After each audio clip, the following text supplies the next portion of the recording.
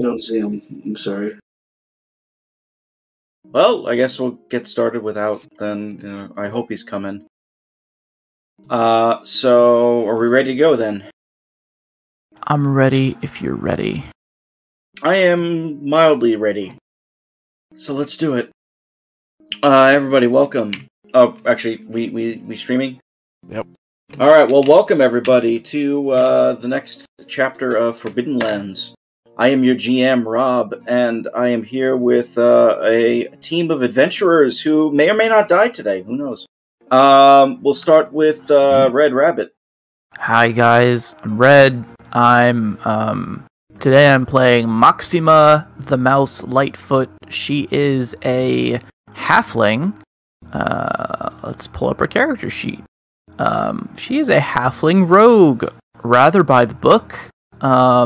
She has the pride that no one can catch her, and her dark secret is that she compulsively steals valuables that she catches sight of. Next, we have Theta. Vanderdeck, half-elf sorcerer.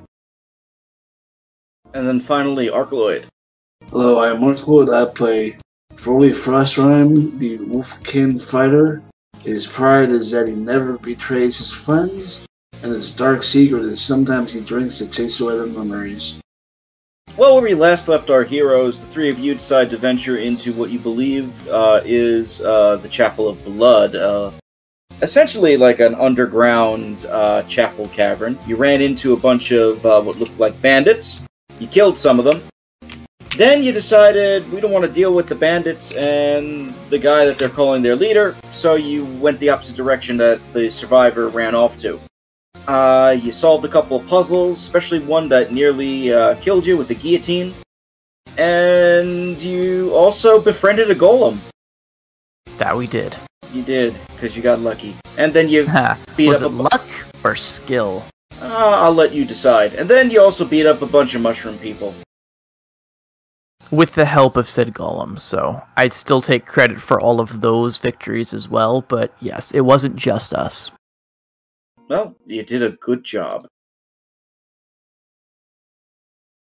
What is your next move?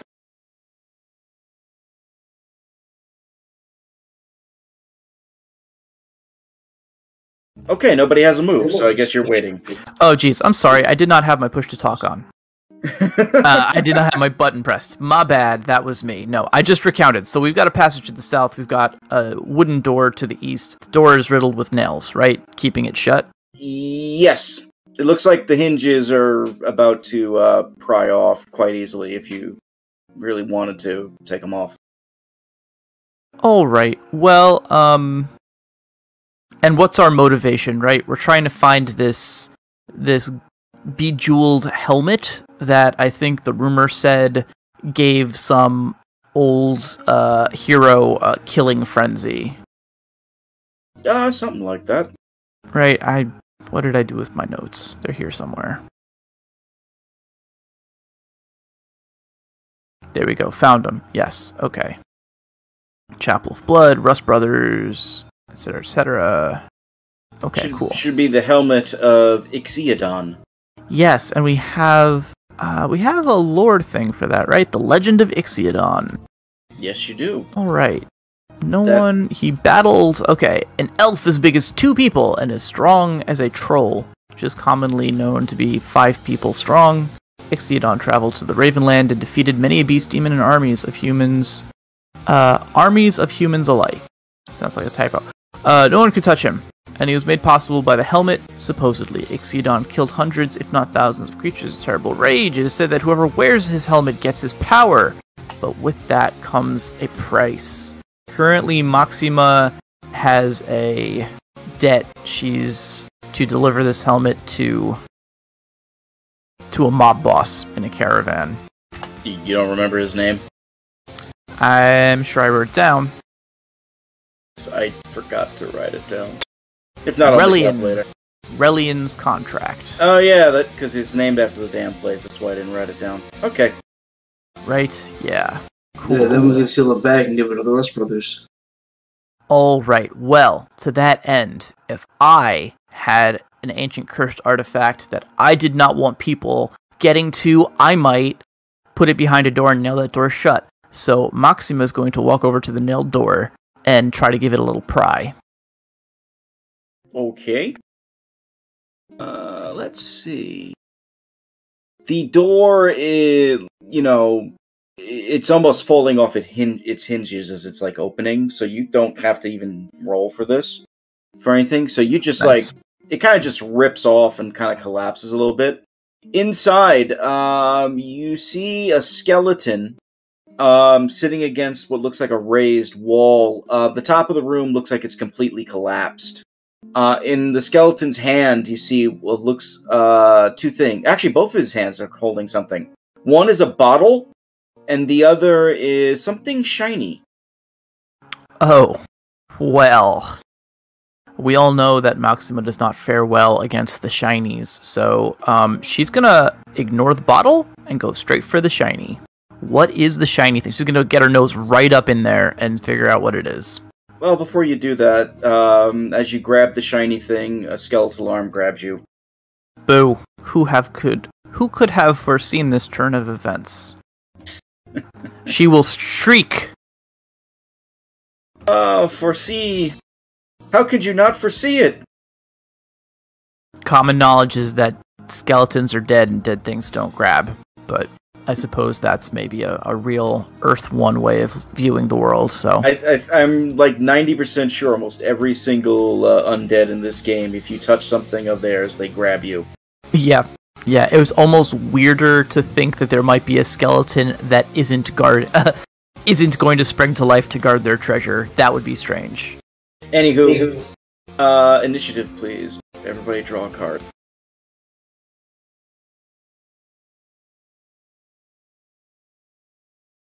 I got a 4. I will add you all to the initiative. You can put in your number, or let me know what you got and I'll do it. I have a 7.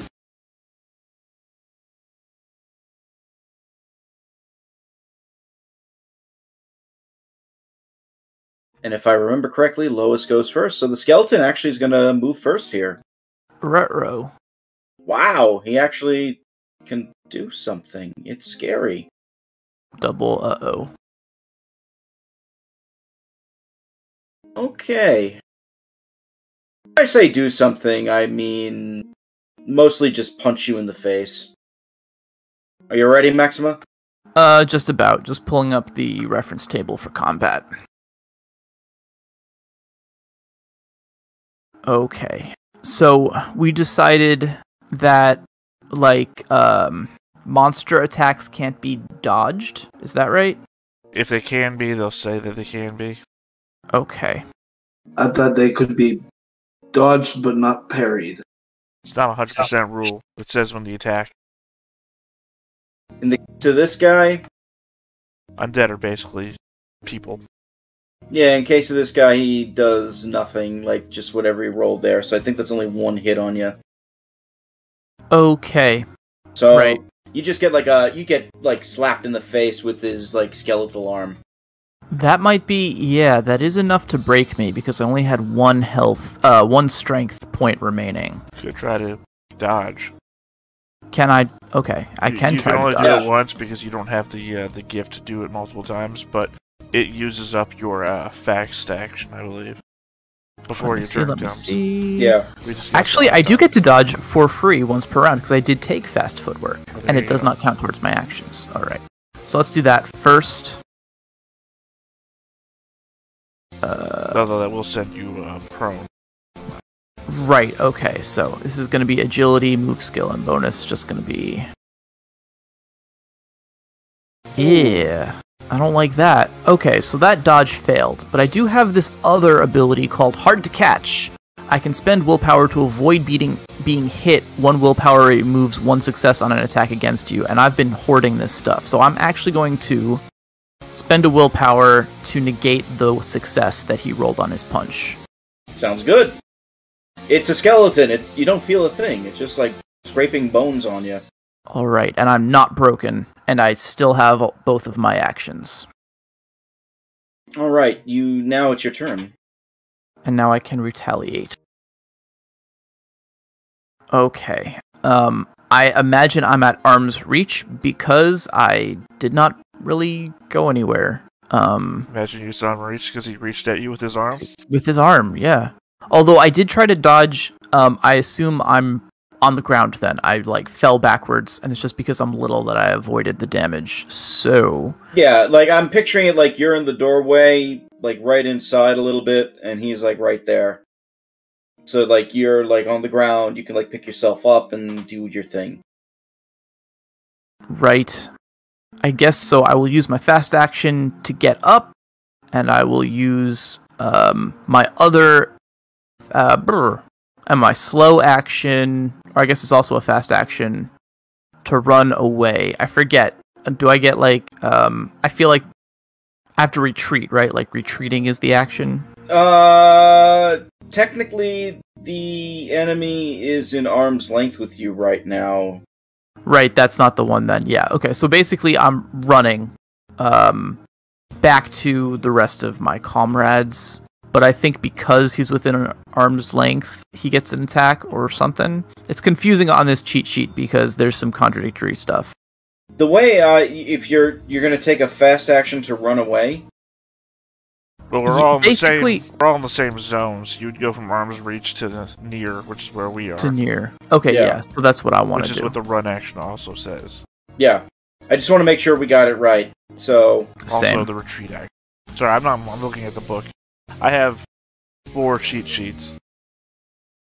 One of them is the book, so I guess it's not a cheat sheet. I have 3 cheat sheets in a book. And a book. I think, the book is probably the way to go with this one, because the cheat sheet is a little bit misleading. I don't know which ones you guys look at, so... The ones that are on Roll20. We have a number of them on ours. I know. Anyway, you're running, you're moving one zone out? Yeah, and we can keep going, and I'll just double-check the rule in the book. Not one zone out. We're all in the same zone. I'll move from arm's length to near there you go. Length. Right. Okay. Arm's length and near are considered the same zone. After you get that, you're in a short, which is a zone. Alright. So you're good then. Yep, that's it for me. Frawley. Moment. I mean, it's worth noting you can dodge without going prone. You just get a -2 to your dodge roll. Also, gotcha. If they're slashing at you and you dodge, they get a +2. Oh, really? The door. Yeah, you gotta pay attention to all the little rules. I didn't see the +2, so that's good to know. Let's hack at the skeleton here. Hack away. Some of the cheat sheets better than others. So you're now arm's length there, Frawley? Yeah.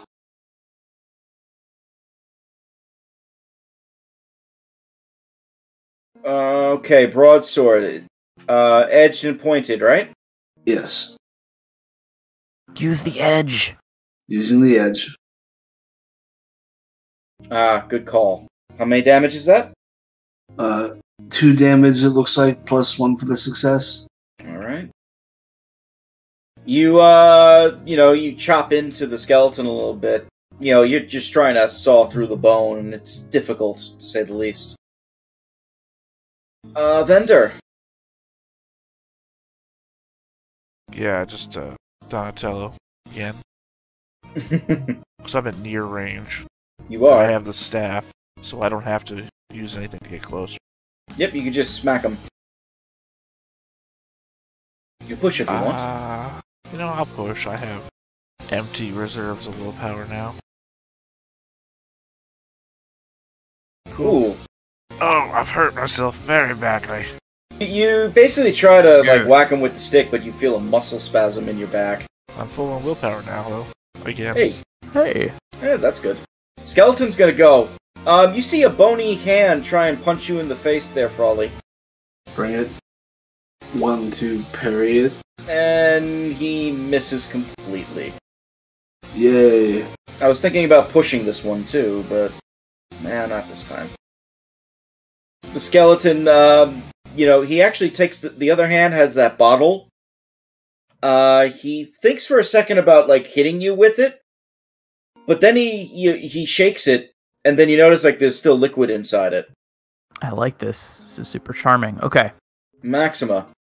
Maxima is... Not to, sorry, not to interrupt.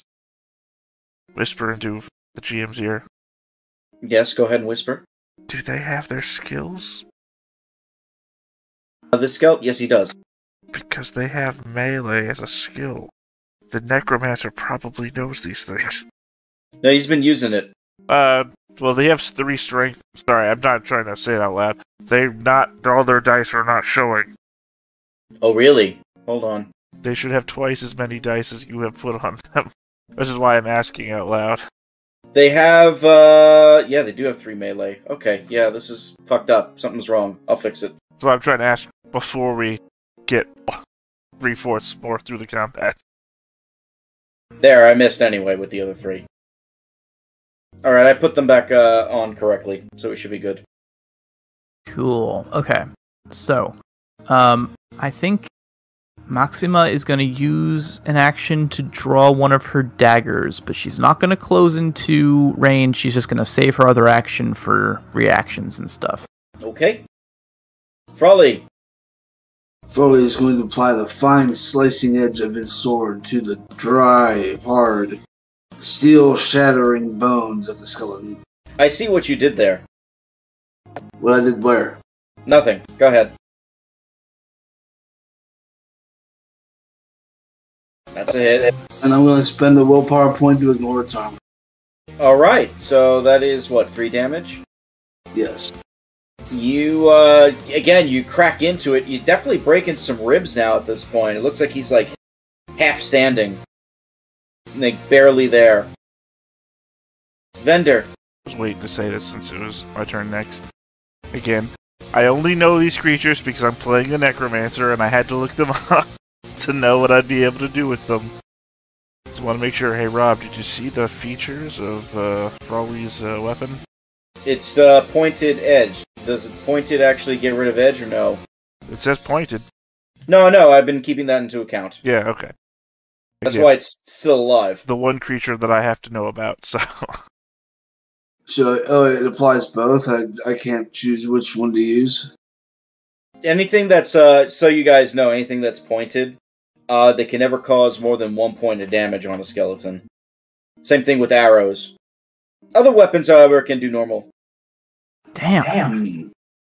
I need a different weapon. Shoot arrows at the skeletons. Yeah, noted. And yeah, we probably do need, like, who knew? A mace. I mean, you could take, like, the skeleton bones and use them as clubs. I mean, my staff would have been really good, except for the fact that I apparently pulled out my back. Well, the skeleton's now going to try and swing at you, Frawley. You ready?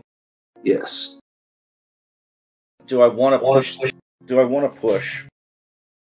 You know, he's probably going to go down. He's going to try and push. The skeleton went from... I'm sorry. I'm just wondering what's going on. The skeleton went from having 3 base dice to 1 base die.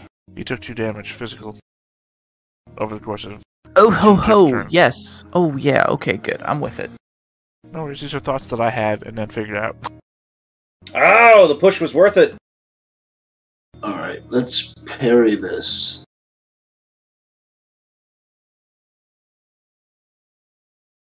I think I'm going to, I should push this, but I'm down to 1 strength. The threat being that you might break yourself or break your weapon. Right. So I don't think I'm going to push. The other threat is if you take the hit, you're going to break anyway. I don't want to break the weapon, but I think I'll push just in case I do succeed.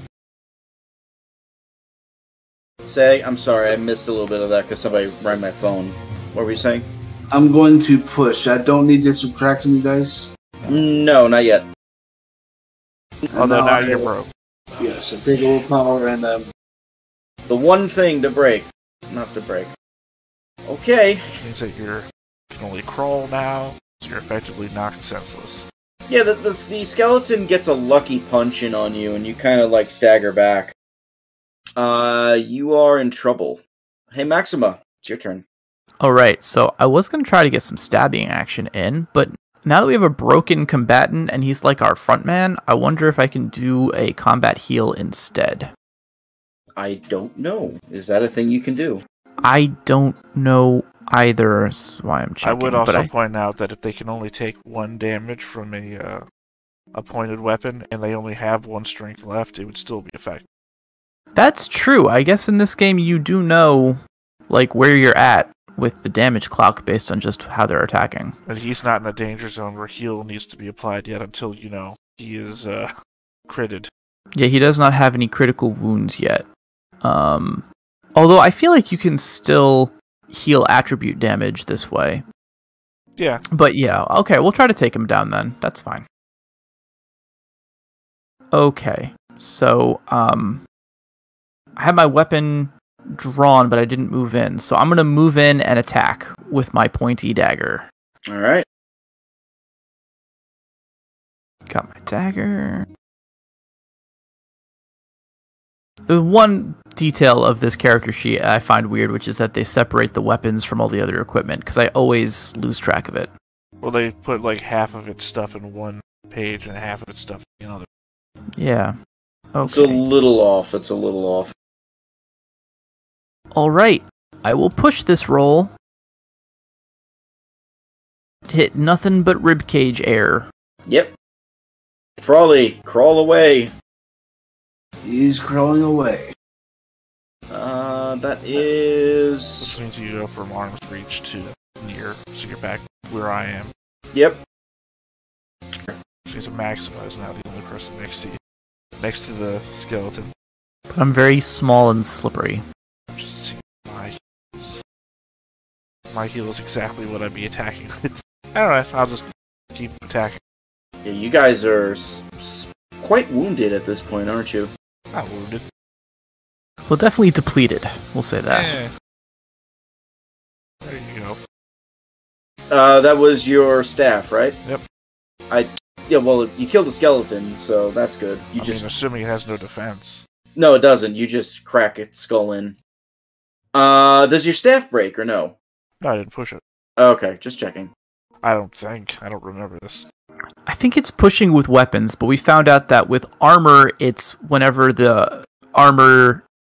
damage gets through the armor, it will crack based on the skulls you rolled. But everything else is, I think, only when you push. No, congrats, you killed the skeleton. We did. Maximo will give a grateful smile up to Vender and say, well, now then, let's see what that shiny thing was. Oh, you still want the shiny thing? Yes, risking life and limb here for shinies. Well, you dropped it, but it is something nice. I also heal Frawley 1 point back to their strength, so they're no longer broken. It looks like a red gemstone of some kind, that it was in its palm. Ooh. I will be taking that red gemstone. And on both of our backs turned, so we didn't see it. It's a very it's a cut gemstone. It looks like it's made out of ruby, if you didn't know any better. Or at least a very smoky kind of ruby. Roll 66.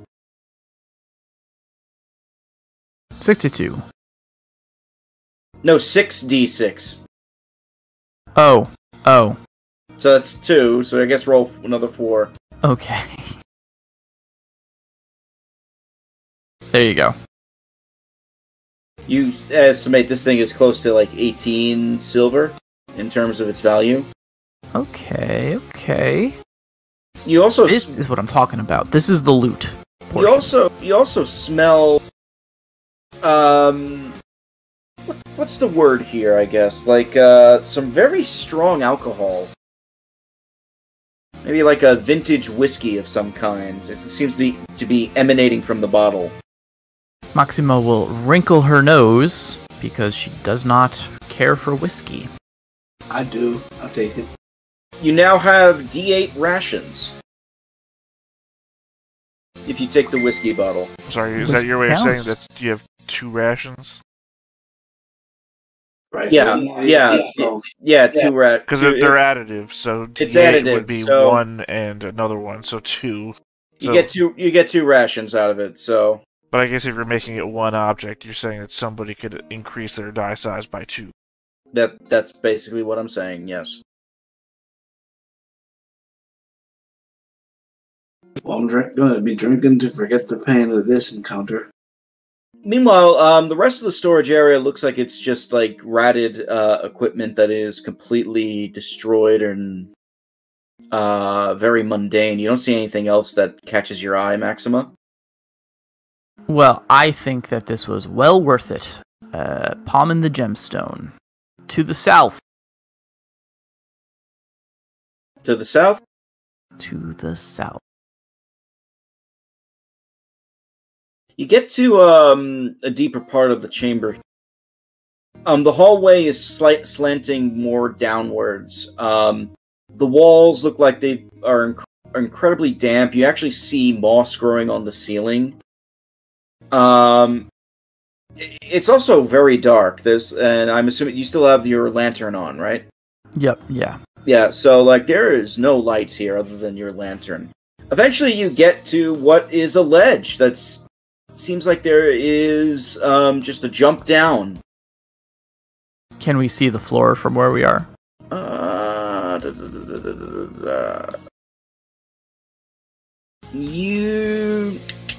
That's a good question. Give me a second. You see the floor. The floor itself, you see a lot of jagged stalagmites sticking out, almost like they're like spikes. Just right under it.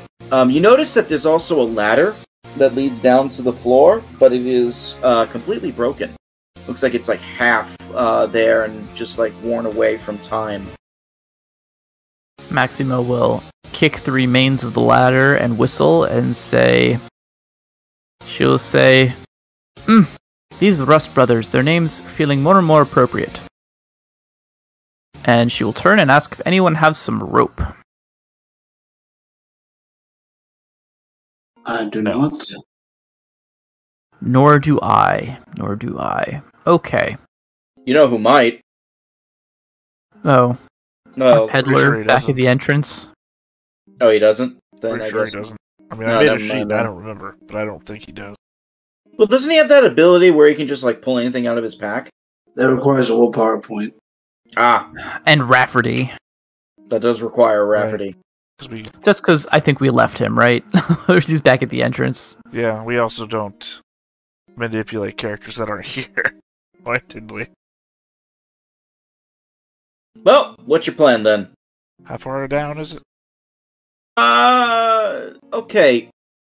I don't know what would be a good judge of this, because it actually doesn't give, but it does tell me what happens if you try to go down. So, Well, there's rules for the amount of damage you take after you fall a certain amount of height. If you know what the damage is, we can figure out what the actual distance is from that. Unless you're trying to be mysterious about it, in which case... I was trying to be mysterious about it, but it would be in a 3 base die attack. But I mean, I'm also the smartest guy on the continent, basically, so... I'm pretty sure we could drop a rock and figure it out. Well, You get 3 base die blunt attack on you. I'll dodge it. Base die is equal to the height of the fall in meters. So 3 meters. Yeah. Well, no, -2. Sorry, I forgot the last 2 letters. 2 words. So it'd be 5 meters. You roll number of base dice equal to the height of the fall in meters -2. Yeah, That's so it's interesting. 5 meters Yeah. down. God, I remember back when I was playing Kadak how futile fall damage was. I just was not afraid of it at all. How about now?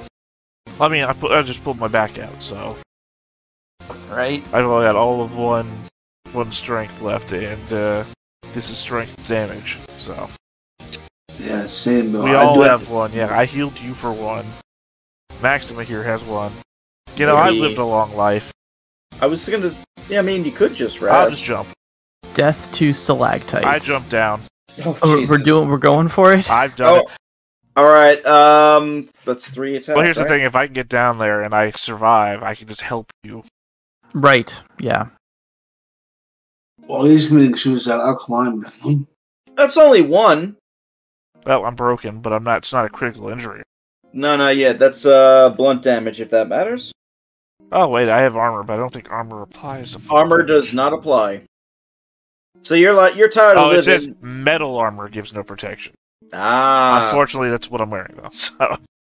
I'm wearing armored. I should have not taken that damage, but it's too late now. Next, I'll remember for next time. Are you guys aren't all jumping, are you? I mean, we are all jumping. Okay. Or climb. I mean, if there's an option that lets me roll my movement, I would do that, but I don't know. I mean, technically, I could have tried to climb too, but it said jump. I jumped. Like it said, that just means that I'm broken down here. That's all. Now your back is really bothering you. Are you going to try and climb down? You can try that if you want. Oh yeah, if that's an option, that's what we're going for. Frawley, what is that there? Move. To climb down. You would need how many successes to climb? I gotta check the player's handbook for a quick second, I'm sorry. What page did you find all those jumping and falling damage rules and shit? I only saw falling, I didn't see anything else. Those are just different types of damage, because that was where drowning is. I mean, the base way the rules work, at the very least, he doesn't fall. I mean, I don't know if that's enough to make it 5 meters down in one roll, but he doesn't fall and take any damage. That is exactly what I'm double checking. Difficulty. I actually probably should have just put a difficulty penalty on to climbing down, which would be demanding -1. But you have the success, so you're good. Yeah, and the success was in the middle of every dice category, so it wouldn't have been affected by the -1. Yeah. I can roll mine with the -1. Yeah. Okay, so it's move, and I'll drop this down by 1. And I got my success. You basically follow the same path as Frawley. You find like the little crevices where you guess maybe the ladder was bolted at one point, and you're able to eventually like jump on a stalagmite and slide down. Dismount. Do the little bow. Ta-da! All right. Since we're down here, would it be possible for me to try to restore, heal vendors lost? Just a heal check. Just a heal check. Yeah, you can do that. I get 1 point back for every success you make. Let me try pushing. No dice. Sorry about that. Further, that was my one you shot just to hurt heal. yourself. And yes, I did. This is empathy? Yep. Everyone's starting to whittle down here. It's very true. I mean, pointedly, if I had pulled my own back out, I would have been fine. I could have made that jump easy. So we're on the lookout for safe, secure rooms to bunker down for just a little bit because, yikes. But if we don't find any, we don't find any. So I'm not looking for Jack. I can't do anything but crawl. You notice that's all around the room here. You hear the sound of flowing water. It runs down the west wall, creating what looks like a natural pool of cool water. The floor itself is soft and wet. And you realize you're stepping on what looks like a bunch of fungus and fungi. And also, because of the water, it is also quite misty in here, even with the lantern up. It's almost impossible for you to see where you put your feet. Ugh, gross. Not someplace that I want to spend an extended period of time. Well, I mean, also crawling. I can see where my feet are just fine. Yeah, you're under the mist. Great. Frawley, do you think you could maybe help Vendor to his feet? Try with a healing check? Do my best.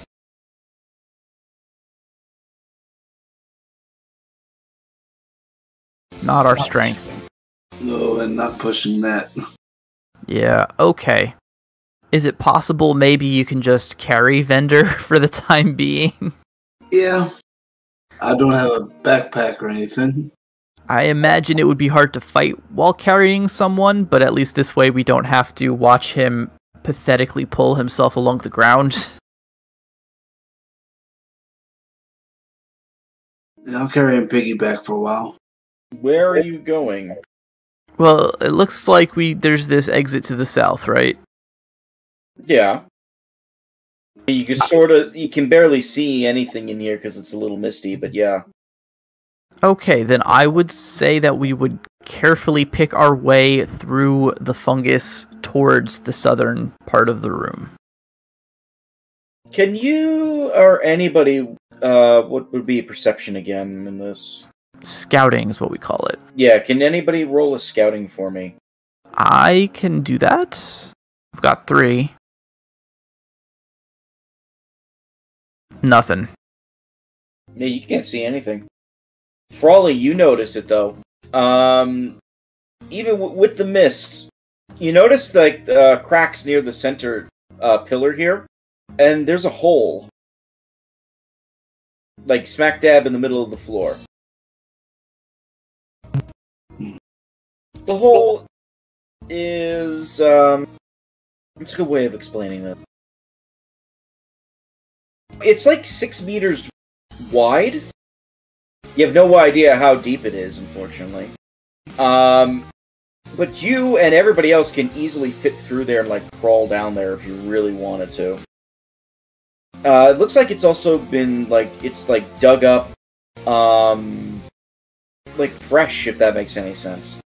So this is not like a pit, right? This is like a tunnel that something made. Like a burrow. Yeah.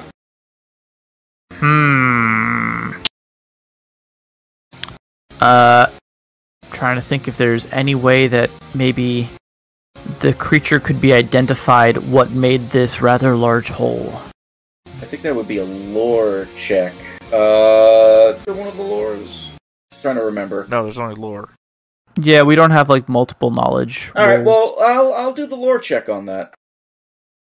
I might as well. No idea. No pushing? No, I mean, there's still the risk of taking damage for a push, even if there's no skulls, right? And I don't care that much. Frawley is like, wow, I know this shit. You recognize that to be what looks like a burrow for a creature that's known as an abyss worm. They're abysmally delicious. This size of this one looks like it might be like a young one, maybe just like or kind of like almost a baby abyss worm, not a full-grown adult. But that still can be dangerous. Are they territorial, or is this thing likely to have just made this tunnel and moved on? You suspect it could be sleeping in there. Let's not fuck around with it. And you know that even like the young abyss worms, they are quite powerful. And they also natural protection. Their skin is like almost like iron. Right. So let's just navigate around that. Go south. Agreed. Tread lightly. Try to avoid any large worms, because damn, no thanks. Not gonna hang out? Oh well. That's all I'm doing. Literally. You head deeper in. The musty smell of the cave is really starting to get to you. As you get to like this like central opening chamber here, the cave itself kind of splits into 3 natural passages. You see some glimmering to the west. You see what looks like a bunch of large white fungi to the east. And you can even feel a slight breeze moving from east to west, as well as like the smell of like something rotten as you get into this chamber here. Yikes. Okay. The large white fungi, is there any chance this is more of the mushroom men? Yeah, they look very familiar. Damn. Okay. My instinct says those mushroom men didn't move very fast. I would not tarry in this chamber. I would probably head west, away from the rotting smell. Because I don't think we're in a position to fight anything. Well, I guess I'm assuming rotting means monster, but I guess not necessarily. Traditionally, rotting means dead, which doesn't mean monster. We were just talking about that. Well, yeah, but you also live in a world where undead are a thing, or the restless dead, which can be rotting and a monster. Right. I guess my vote still is the Western Passage away from the rotting smell. What do you guys think? Yeah, we need to find a place to rest. Or what if the rotting smell is just the waste area where the monster goes to shit, and you don't shit where you sleep, so you're leading us right to where the monster is resting. That is making several key assumptions about the hygiene of these monsters, but yeah. I mean, listen, anything is possible, but I think you've been outvoted. I'm not even voting. I'm not conscious enough to vote. In that case, to the left, she said, and then disappeared into the darkness. What's in here? Well, you as you sweep your lantern forwards, you notice that the walls here are glittering and glimmering. It's filled with nothing but minerals. It looks like, almost at first glance, you thought maybe it was gold, but it's not. In fact, what you see is like large chunks of a mineral strewn across the ground in the walls. It looks like it is like this black, darker black, soft metal of some kind. Okay. I mean, Red's impulse is dark, soft metal, lead. We probably shouldn't hang out in here. But I don't know if that would necessarily be Maxima's take on the situation. Well, I mean, he used the word black a number of times, and the word soft and metal, and the only soft metals that have any value aren't black. Right? Yeah.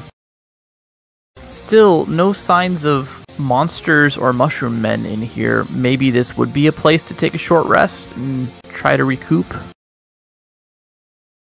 Not like it has like a fortifiable door or entrance, though. So it's literally up to you two, because you're the only ones inactive right now. But at the same time, if both of you rest at the same time, no one's watching for the inevitable, which means really only one of you is going to be capable of resting. It's true. I mean, we could take shifts. Yeah, it just means I'm waiting half a day. It does, yeah. Well, we're not actually, first it makes making camp. Right. Which says something horrible could happen while you make camp. Good luck. Sorry, what were you saying, Connor? And by Connor, I mean Ark. My survival is +4. My survival is 3 right now. Alright, what's your scout? My scout is also 3. Alright, your scout is better than mine, so I'll do the make camp. And I will keep an eye out for mushroom men. Of course, the thing is that keeping a watch just means you'll see them coming. It doesn't mean that they won't come. That's true. But at least we won't be ambushed, because I succeeded in my scout.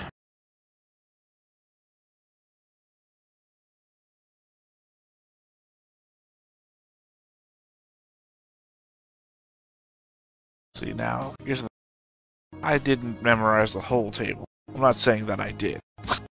But I do know that bigger numbers are bad if you're not looking to get into a fight. And I think the cutoff is usually in the 30 range. 30 and under don't get into a fight. So, what little knowledge I have doesn't look good. Well, we'll find out. To be fair, though, the encounter charts aren't always you get into a fight. So, who the hell knows? See, my question is, does the encounter actually take into account a fucking ruin? Yes, it does. Yeah, they have little they have little columns for every location to be in. But when I was going over it with Dan back in the day, we only were looking at the plains chart as the example, so it's the only one I really know anything about. What's interesting here is that technically this isn't a ruin, this is more of a cave, but I guess I'll go with the ruin here on this one, so. I mean, you could read flavor. I'm going to have to.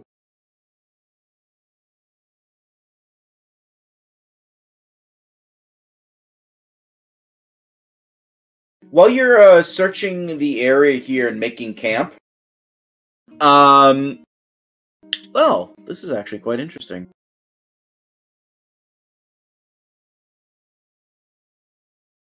While you're searching the area here, you actually discover a body. Is it a friendly body? It's a body that, it's an old, skeletal body. And judging by the clothing it had, it looks like it may have been a merchant or, some sort of, peddler of some kind. Ooh. Yeah, Does it's he actually, have stuff on him? Oh, it's, tucked, into the corner, near where, a lot of the black, minerals are coming from. Does it have any stuff on him? Yes, he does. He actually has, there's a, old leather pack that is completely, moth-eaten. That's on his back, if you want to take it. Learning nothing from my recent brush with death, I will pilfer the pack. Let's see what you find. A whole lot of trouble. I'm gonna roll for this one, okay? Just to make it fun. I support this. Okay, so let's see. Where now I need a fucking list of shit. It's in the player's handbook, right? No. The Game Master's Guide. They have a equipment list in the Game Master's Guide? Yeah.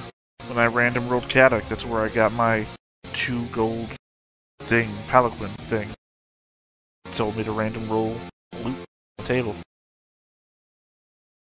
Where the hell is the loot? I also wonder if mountains might not be the better thing to do for caves than ruins.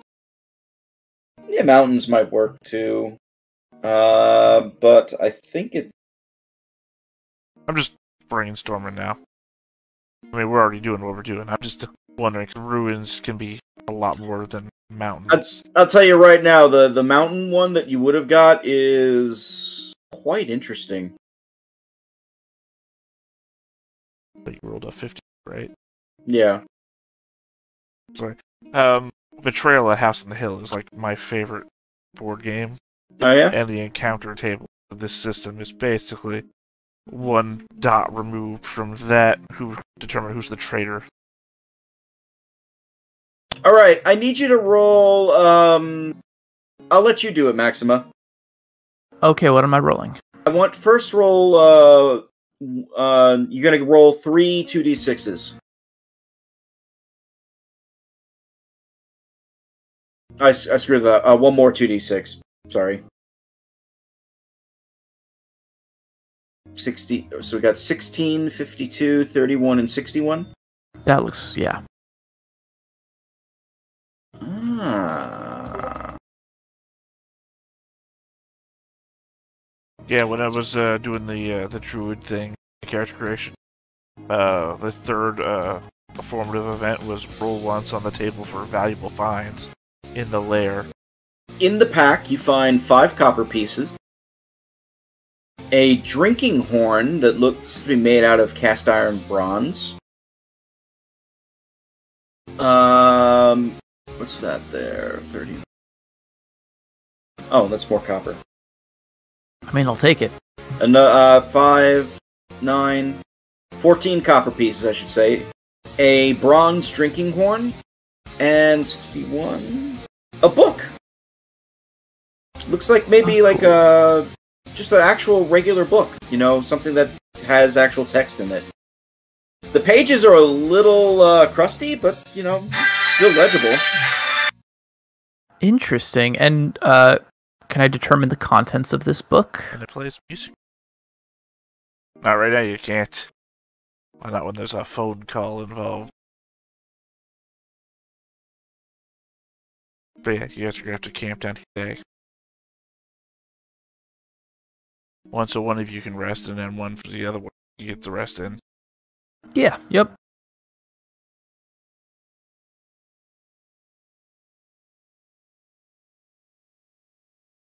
Would be a neat little random encounter table to do the entire Betrayal House on the Hill. Like, prescient thing of who in the party has the most of this, what location are you at, roll this table.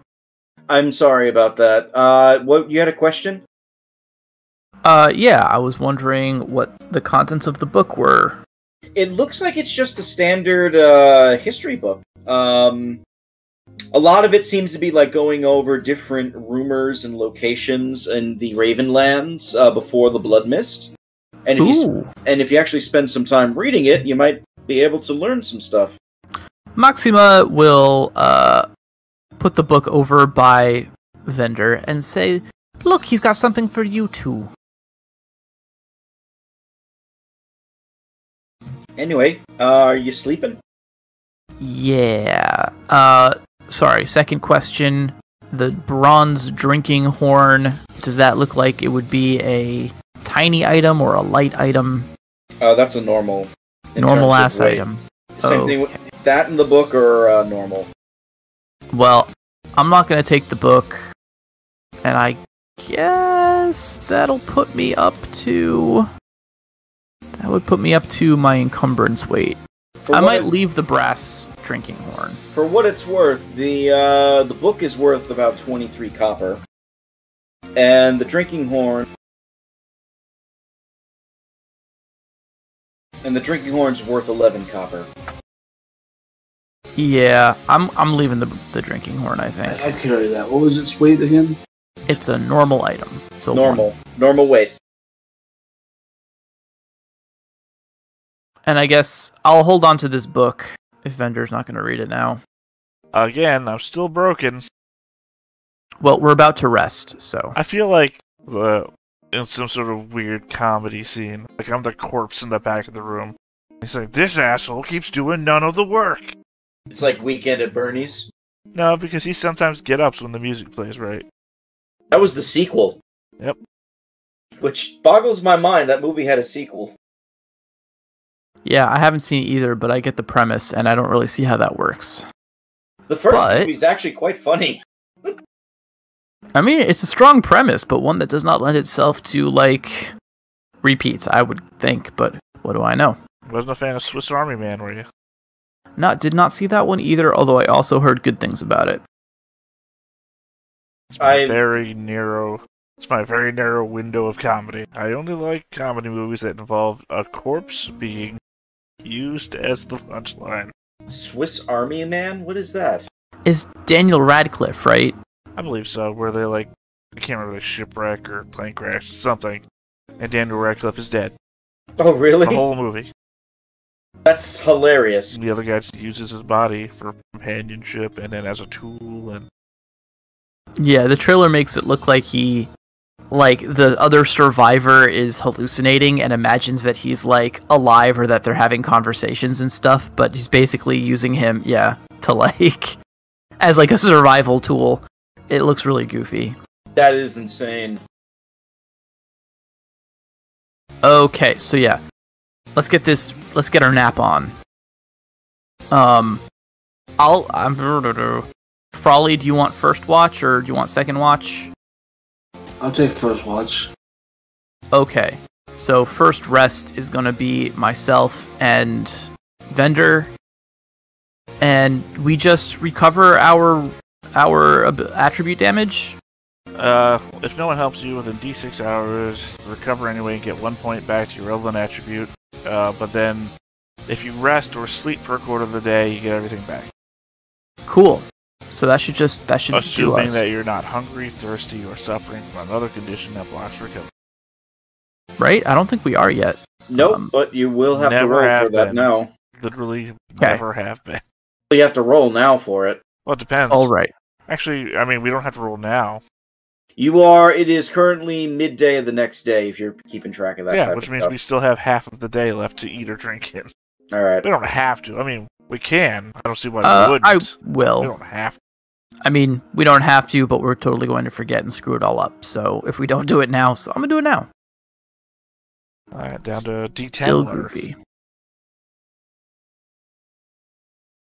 Okay. And then for the next shift, we will keep guard. Should we be rolling random encounters for these shifts, I guess that's up to you. If you want, I'll do that. No, I mean, I'd rather you didn't, but it's totally your call. Well, let's see if I can do a creature encounter. I mean, if it happens during a shift, somebody's not healed. Yeah.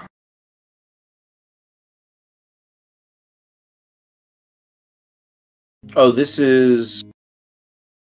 I found the rules to how you can create your own random generated dungeons. Oh, fun. This would just turn this into a fucking roguelike, wouldn't it? Yeah, basically. I'm going to ignore that for now.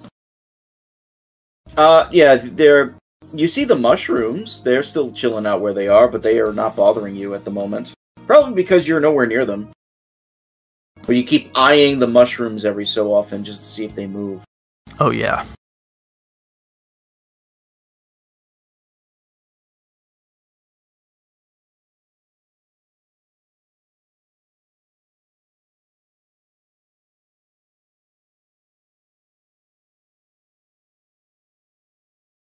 So, what's your plan?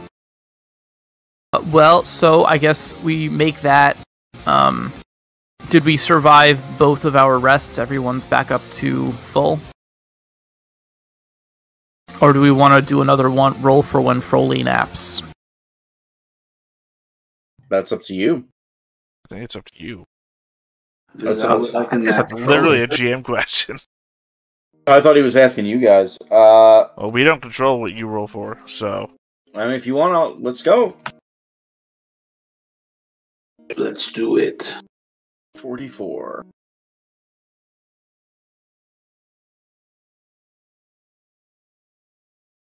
I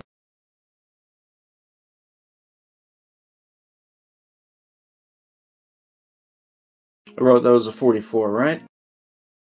I think so.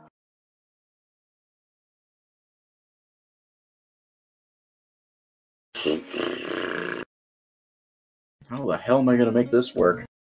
Mm-hmm. That's what I'm saying. I think the mountain might be better for caves and such than I know, ruins. but we were stuck doing ruins before, so I guess I got to keep doing the ruins here, or no?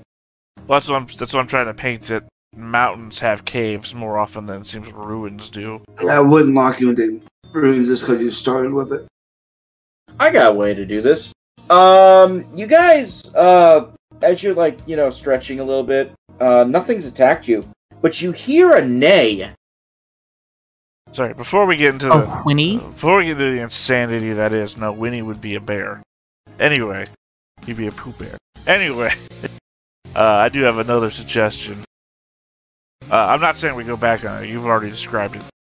You see how underneath every encounter there's a terrain type involved? Yes.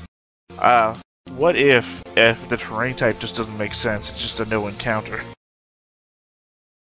Could do that. Although this one actually will work for me because Right. I mean, you've already described a Winnie. We're not going back on that. I'm just saying that maybe we use the terrain types also as informative things because they're part of the. Yeah. No, that could work. Because also the game only gives us so many encounters, so eventually we're not going to want to blow through them all in one area. Well, you hear like this like neighing, as if it was a horse. Which is very strange, because where the fuck's the horse coming from? Not something that I would expect to hear down here. Well, you might. You were just asleep, weren't you? Yeah, I just woke up. I just can't imagine how a horse would get down here, but I guess we also don't know what lies to the west. Maybe you were having a nightmare. God damn it, Data. That was actually quite clever. It took me a minute to set up because it didn't seem like you were buying in. So I'm going to say it anyway. Where are you going to go? Well, honestly, we're just trying to, Now, I know I just woke up, and I haven't had any say in which direction we've been going in this whole time, Maxima, but hear me out. We've encountered a skeleton, and that skeleton was holding loot. Now, what if the smell of rot is just zombies, and those zombies are holding loot? I mean, you make a very convincing argument. We could kill a lot of zombies right now. Well, you can't because you're sleeping. Oh. Shoo. Expert roleplay, I like it. Very method. The horse neighs even louder.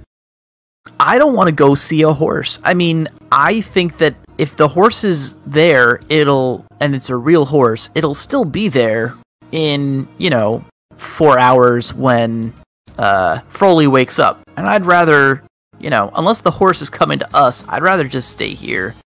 I don't know about you, but I'm no good at animal handling, so I'm not particularly enticed by the prospect of a horse. I mean, plus we have a donkey waiting for us outside. That would just be showing up. Yeah, I mean, I think if you want to investigate, I say peace be with you. But I've never met a gift horse. I don't know what they keep in their mouths, but I'm not going out to find out.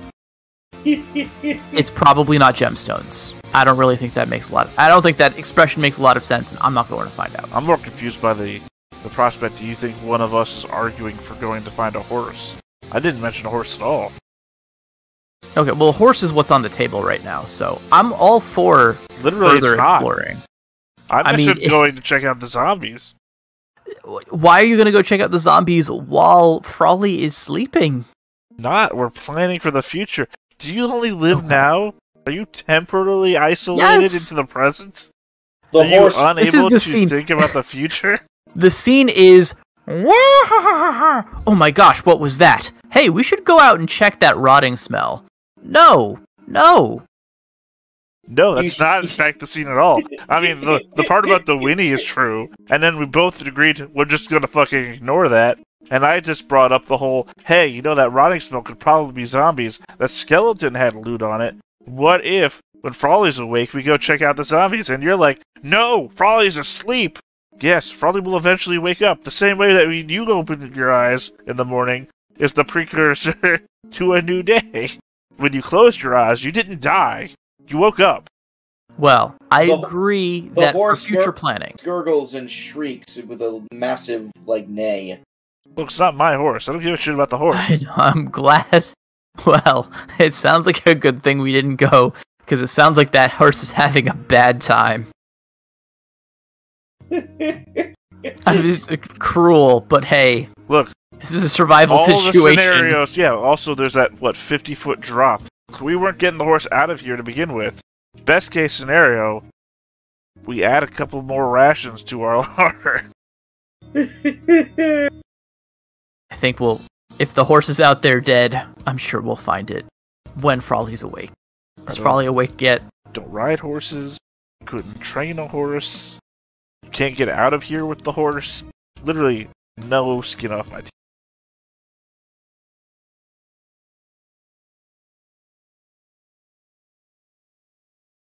Okay, Froley, you're awake now. Froley wakes up with a... Oh, I thought you had a Mentos in his hand. The horse stopped a long time ago. I heard a horse. Do we have a new friend? Specifically not. Damn you.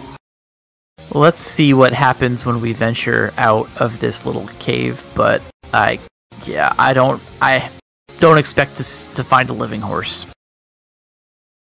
You don't. I see your pessimism. Not saying that. I'm going to use another lamp oil because I think these things last for a quarter day, right? Something like that. I believe it was quarter day for lamp oil. You've been resting in darkness all the whole time. Yeah, actually, I mean, well, yeah, right. I mean, if we're asleep, we got one person scouting. Scouting in darkness. They can't see it anyway. You see the white cap mushrooms. It looks like they're feasting on something, and it looks like a horse. Of course. Of course. What do you do? I say we try to sneak by to the other side of this cavern and head west. What do you guys think? You mean east? Yeah, I went west already. Sorry, yes, east. Yeah. Go ahead and attempt the sneak. Stand back, boys. What's the roll to try and catch Stealth. somebody Oh, sneaking? bitch. Oh, they actually just straight stealth. Okay. Scouting. Scouting, I guess, would be supposed. Damn, do I want to push that and I take can still see you, 2 Maxima. agility damage? Shit. Yeah. Yeah, hold on. You broke Yes. it. Look, Yeah, I I clearly feel like I didn't might have screwed fail. this up for us. Okay, you know, I'll push it. I'll push it. This could be terrible. I don't know why I'm doing this, but I am pushing. So I'm dropping 2. Wow. Fuck Hey. me. Okay. It's a willpower. You, as you're trying to scout, you trip over one of the horse's legs. Which means you're in the middle of them. You went the wrong way to stealth. Oh my god, what's its leg doing all the way over here? It was a massacre. You notice there's like a white cap fungus that seems to be crushed under its leg as well, but its leg has been severed completely. And the funguses notice all 3 of you quite easily, by the way. Yeah. Yeah. Are you Man, ready? ow. I really screwed up my leg on that one. Yeah, you may have twisted it. By the way, roll for initiative. Looks like we're gonna need another camping trip. Wait, why am I saying roll? Grab your cards, everybody. Draw. Ugh, not great. I got the same card as before. Did you shuffle? Yes, I did. Literally the same card, like same suit. Well, they're all the same suit. Well, same card then. That only proves my point. There's only 10 cards in there. Yeah. Same card. I didn't get the same card. I did. Nor did I. I believe I've mentioned I got a 7 work times. card. Are you guys are in initiative? Frawley, how about you? What'd you get? 4. You're first. All right. Stepping into near, and let's chop one of these mushrooms up. Make a nice julienne. Do it. Ooh! 1, 2, is that like 4 damage? Yes. Yeah, you literally slice one of the mushrooms in half, and it is dead. Good job. The other 2, however, are not amused. They're going to try and attack you now. Are you ready for a monster attack? Yes, I will dodge. First one is a 2. You see its slime grip on you because it is at arm's length. So 3 base dice at you. Or you said you're going to dodge? Yes. Go ahead and roll the dodge. Where do I find dodge?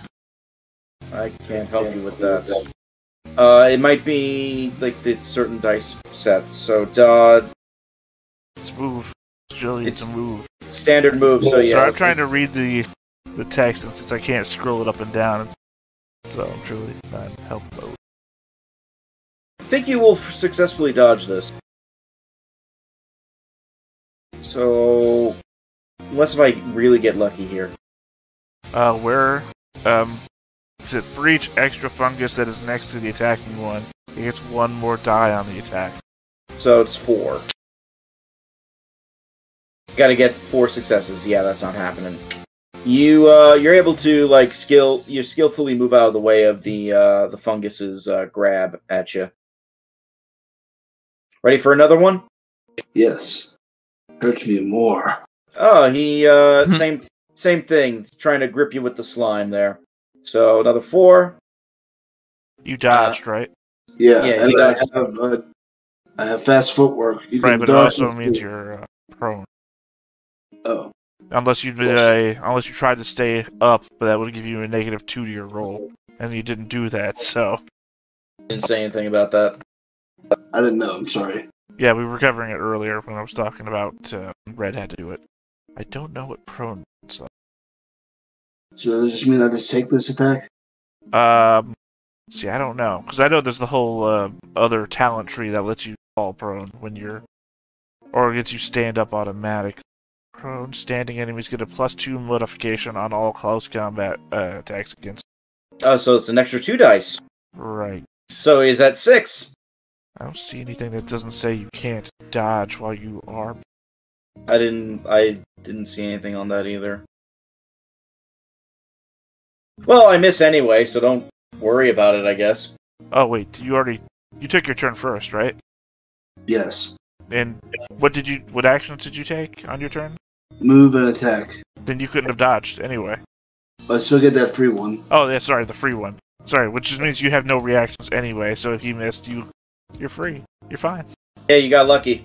Son of a gun. Sometimes doing the whole backtrack of everything, just like, oh, I didn't need to do this at all. Thank you for helping me learn the rules. Yeah, if they do a slashing attack, they get a +2 against you if you choose to dodge, which means we should be declaring our things before we roll them. Maxima. Yeah. Okay. So first question: I tripped starting this combat. Am I knocked down, or am I up?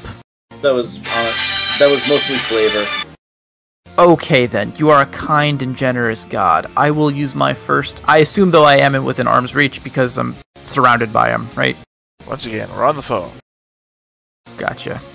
We're in the same zone as them, which means that they would be either at arm's reach or near, so assume you have the choice just to be within arm's reach if you wanted to not use it up. Well, yeah, I'm going to assume that. That's one less action. So I'm going to draw and stab. I will be stabbing at one of these dudes with my stabbing tool. Thematically, it also makes sense since you tripped and caused all this. You would just be there already. Okay, so what you doing? I'm stabbing one of them and failing at it. Well, also you're rolling stealth. That's not your stabbing. Why did it not reset? What the hell? Okay. All right, we will try this again. That looks better. All right. I don't see anything. It'll come up. All right. Doesn't look better at all. Still sucky. I'm just gonna take the miss. Take the miss on this one. Okay. Fender. Yeah, I guess my back is good again. I'll try and Donatello one of these guys near range. Donatello him. Go ahead. Ooh. So that is 3 damage. You cave one of the caps in. You just like pound, and the mushroom collapses. Frawley. Right, do I have to move to hit the last one? You moved last time, so you should be within arm's Yeah, you reach should be in all. range of it. It's just you have to stand up, right? I stand up and then attack. Right, yeah. Yeah, you stand up and you attack. Go ahead. Okay, why that did not work, I don't know. Steady feet, I think, is the talent I was talking about, by the way. Good to know. Steady feet, rank 3. You get up from the prone position without spending an action on it. And this would be pointed to see what happens. You chop it down. See, you guys are lucky. The horse took out half of them. Horse. We hardly knew ye. So, the horse is half eaten. Still doesn't explain how the hell it got here. If you want to, do a scouting roll, maybe determine that. I guess that could be useful information, considering. I'll make a scouting roll. Nope, I am done rolling successes for the day, it seems. Couldn't tell you. Same. Yeah, it's like random horse, apparently. What's your next move, I guess? Towards the rotting smell to see if we can't find any rich zombies. Exactly. I think that was the plan. Rich zombies, eh? Bejeweled dead people. I guess that's more of like a mummy thing than a zombie thing.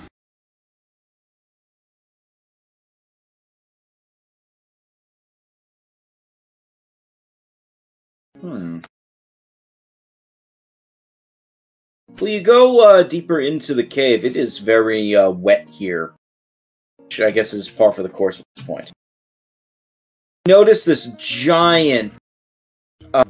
you go through a narrow passage, and you notice this giant stalagmite that's just standing in the middle of the cave. There's another strong wind that's coming here. The stalagmite almost reaches the ceiling, and and it just like has this really like foul smell coming off of it. Yeah, not great. Wait, the stalagmite has the foul smell coming off of it. Yes. What's the source of the water that is dripping from the limestone it is aggregating from? If there's some kind of giant, ever-rotting corpse in there, that might explain something. I guess a scouting on this one? I'll try. Fender, you realize the giant stalagmite is actually not rock at all, but it is a giant pile of shit. No! And in fact, the floor here is like all murky because of poop all over the place. We've been in it all this time anyway, so... I gag. Okay. I mean, you've been in it all day, like a day's worth of time. I think you would have gotten used to it by now. It's even worse in this Area G where you're all in right now. Hell, again, I am a sorcerer of death magic. Literally, I deal with this smell all the time. It just means nothing to me. Poop and dead magic are two different, or dead people are different smells. Not really. One really typically causes the other. Okay, do you want to know what happens to a person soon after they die? First you say it, then you do it. I get that. I mean, in my line of work, I deal with dead mice, and I also deal with people's shit. And I can tell you that they're very different flavor profiles. Well, for one thing, I'm not tasting them, so clearly that's where we differ on what we do. I mean, I've spent a lot of time in Porta Johns alongside the road, so I know what cooked shit smells like. Ew. You know, that smell that just festers there in the heat of the summer day and has nowhere to go, and, well, when you only got the one option. I'm just saying that you get used to what you have to get used to. Speaking of options, are you going any further in here or no? Well, it seems like there's more than one exit, so yeah. I think we'll sneak through here, though, just in case whoever's pooping is still on the ceiling. I mean, I guess that would be the first thing to check, right? Is anything on the ceiling? Not that you can see, no. Okay, then. I mean, in fairness, even if there were, we'd have them dead to rights, their weakest point exposed to us. Go down a long tunnel that feels like it's almost like an eternity to get through.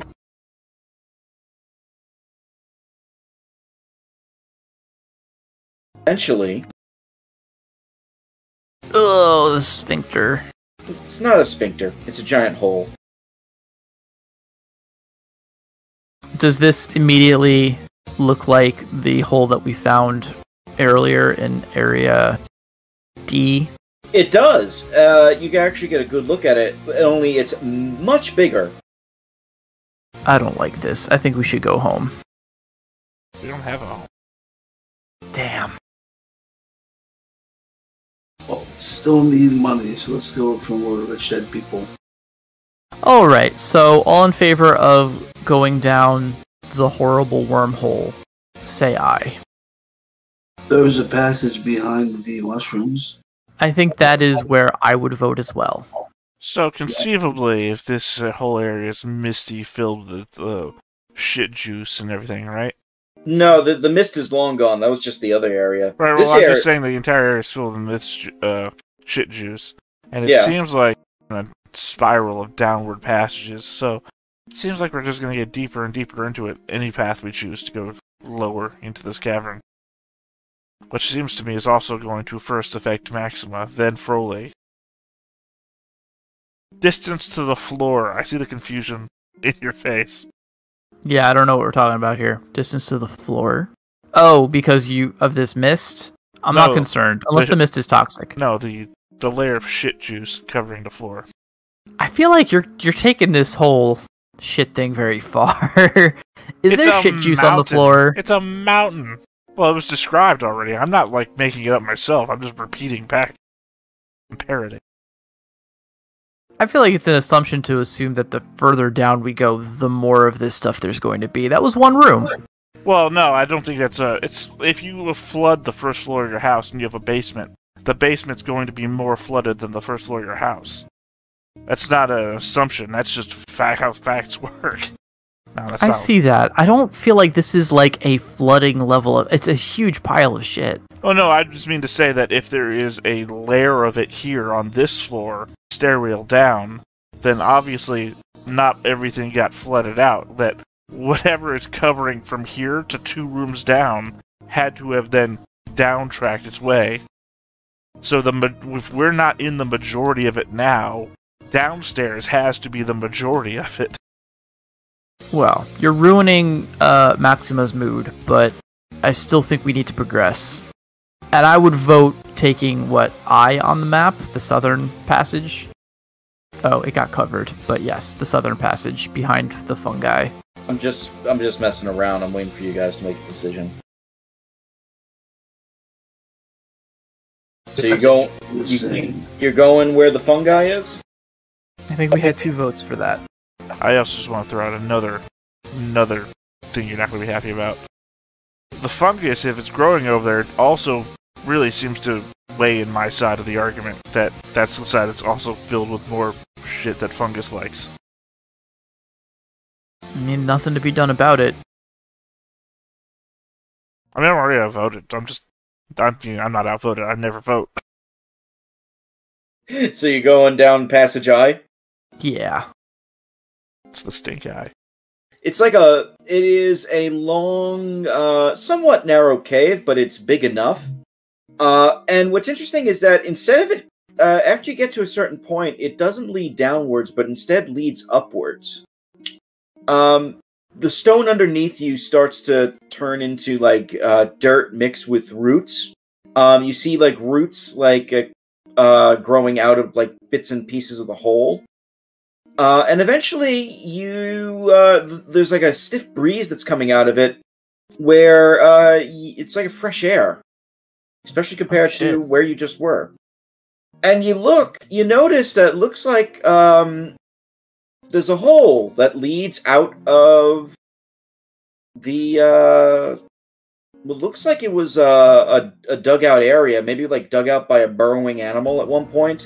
But it looks like the hole has collapsed. There's a giant horse-shaped size hole now there. This was a burrowing horse. Well, I mean, that solves one mystery, I guess. I made it fucking work. That's all I know. Okay, so there's an exit to the Chapel of Blood. There's an exit to this cave system, at least, yes. Okay, alright. Well, that's good to have. I guess I'll approach the exit and peek out. What's the terrain like out here? Is it just...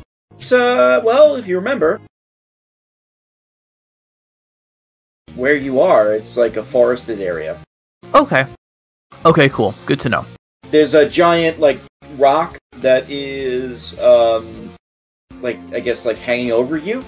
But it looks like whatever burrowed here, it just, recently collapsed. The rock is still, snug in place, so it's not moving. So it's kind of, almost blocking the hole from, normal vision. Got it. Cool. Secret entrance. Or, in this case, not secret exit. Alright, well, it seems like we've got one course forward, and that is into the wormhole. Much as I would not relish the thought, I think that's where we gotta go. We gotta get this helmet. Damn it.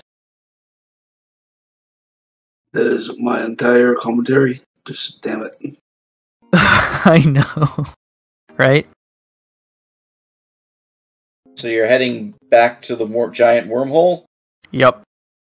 Okay.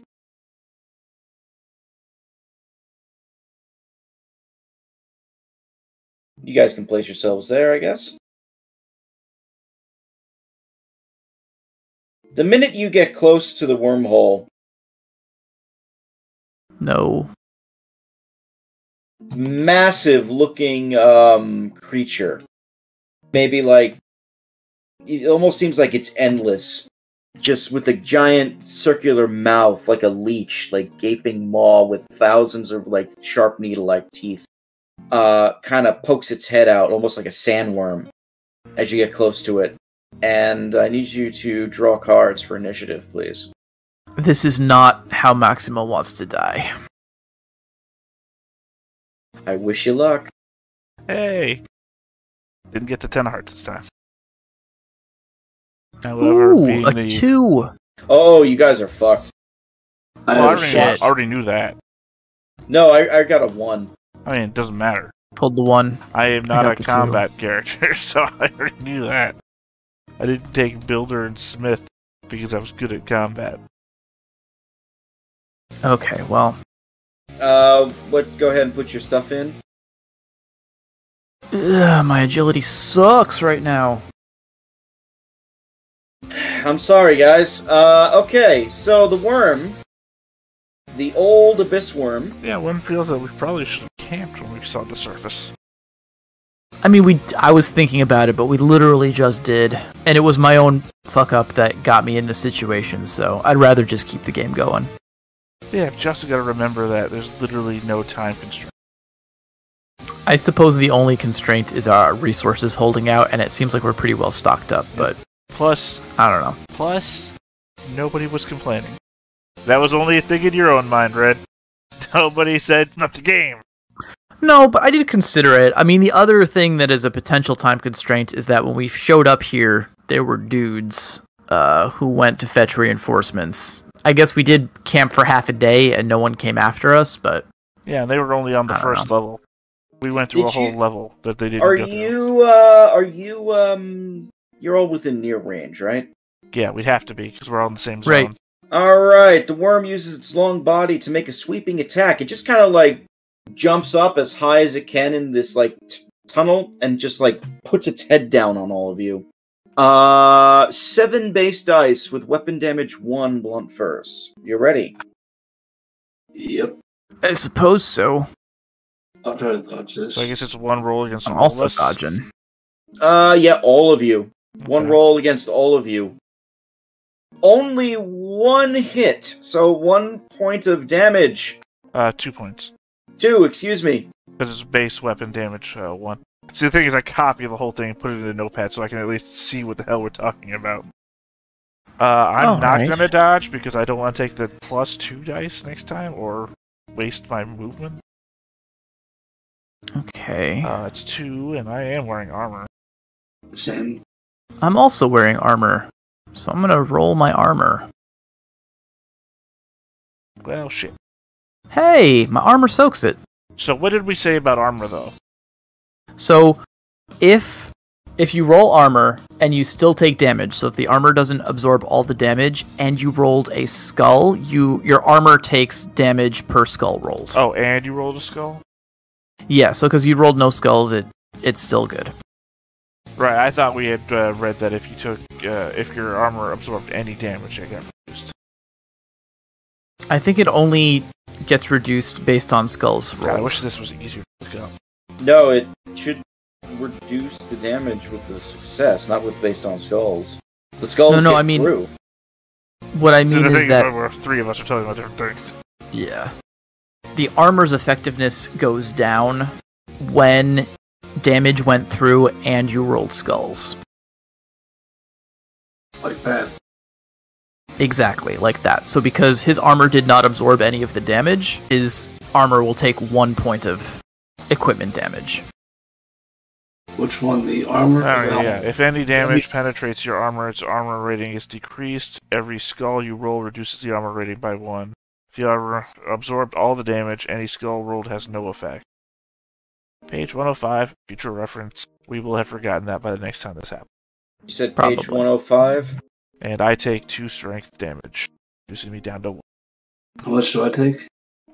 You soaked none of it too. You said you take 2 strength damage as well. Yeah, I'm the only one who managed to, their armor managed to absorb the blow. Lucky you. Oh, by the way, I think you're all prone. I guess Oof. in Arkloid's armor is reduced by 1, right? Right. Mm-hmm. Hold on. We're all prone? You're also thrown to the ground, is what it says here, if the attack damn hits. it. I should have tried to dodge then. Oh well, it's my fault for not reading the full text. One reason I didn't try to dodge. I guess the second reason being that I'm shit at it. Okay. Is it my turn? Yep. Okay, so my first action. I gotta be honest, I'm surprised you're alive. Anyway, go on. I know, right? Well, so the one thing, I tried to make this character survivable, so she's got multiple avenues for avoiding and reducing damage headed her way. So that's her only saving grace here. Well, you also have the willpower thing. You're not in willpower? Yep, I've got my willpower. I have plenty of willpower. I've got my fast footwork is my free dodge per round. Yeah, so we're trying to keep her up. Okay, so yes, first action, standing up. Second action, I'm gonna draw my bow and knock an arrow. You don't have to stand up because you absorbed it. Oh, it's only knocked down if they took damage? Okay. If the attack hits, the victim is also thrown to the ground. Okay, cool. So I'm gonna use my first action to retreat to, I guess, is it one range band? Is it like to near range? Can I get to short range? You're in near. If you're retreating one band, it would be short, yes. Okay. That's if you, moving zone's basically a fast action for a run. You can do that. Right, so I'll use my run, move a zone, and I'll use my other action to ready my bow and arrow. Alright. Next up is Vendor. So you were at near, right? That's what we were saying?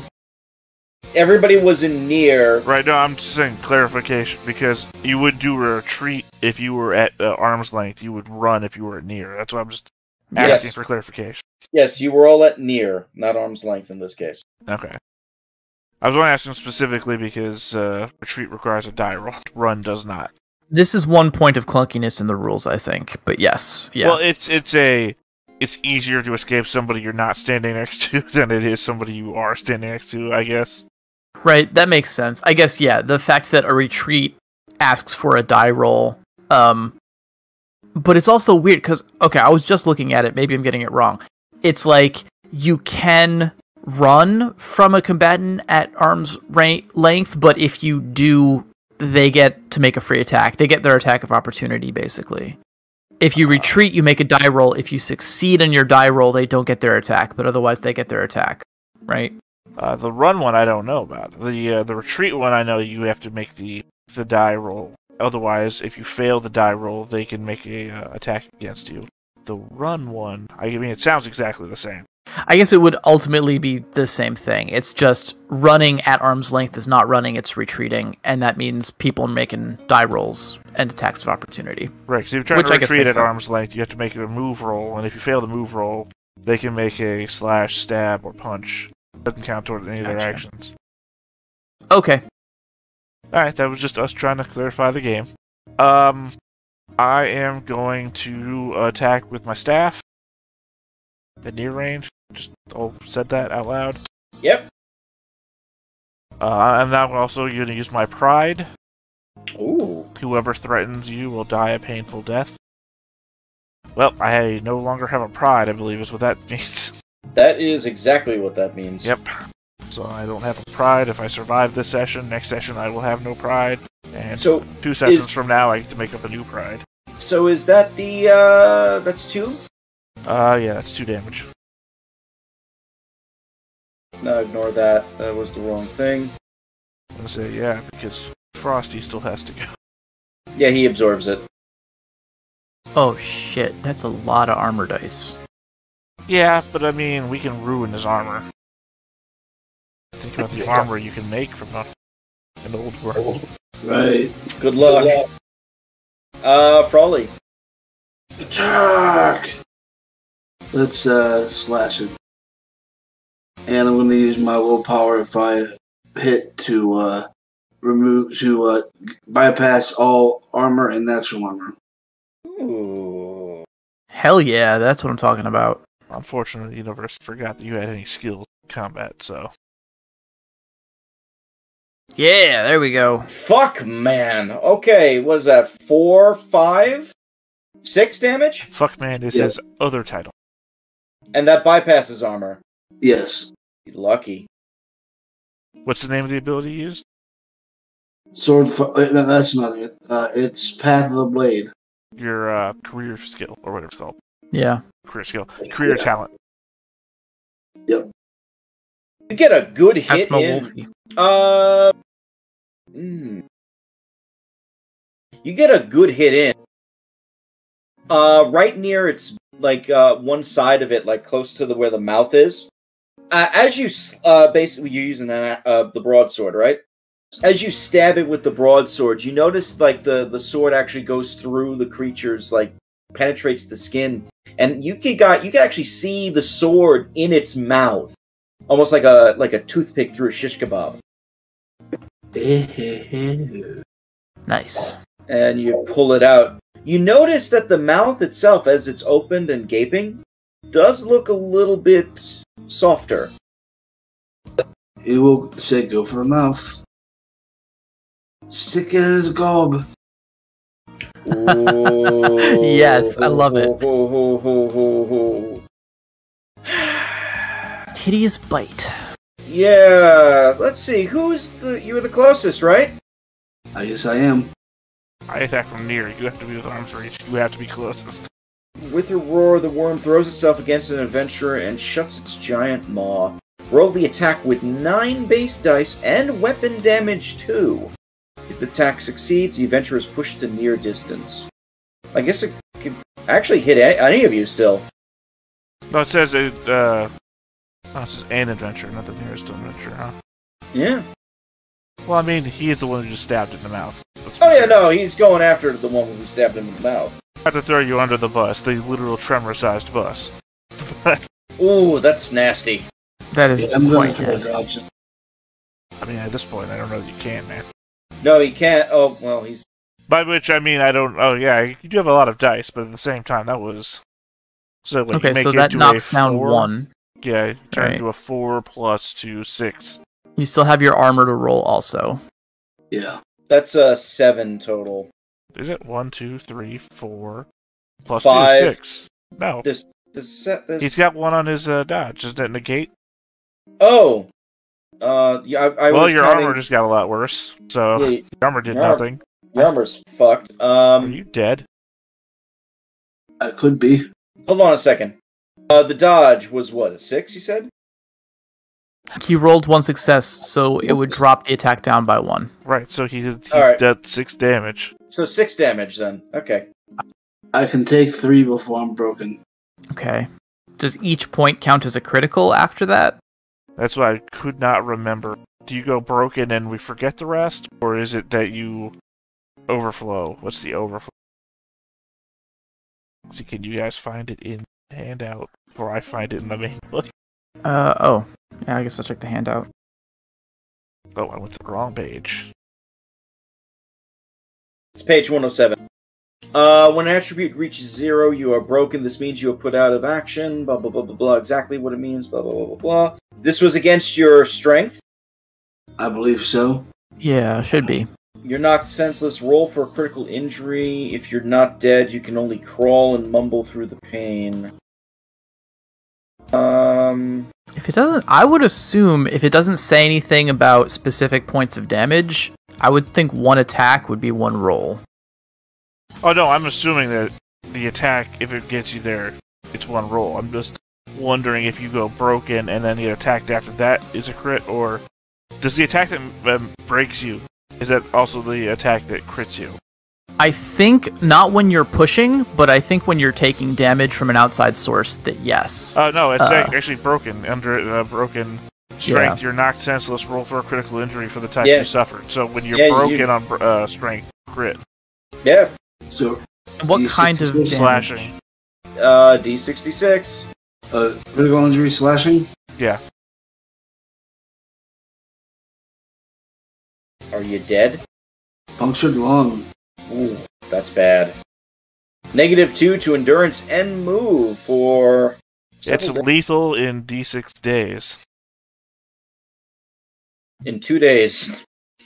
I mean, if we survive the combat, we Yeah. have enough time to try and heal you up. But -2 to endurance and move is really going to affect your dodge. Yeah, it is.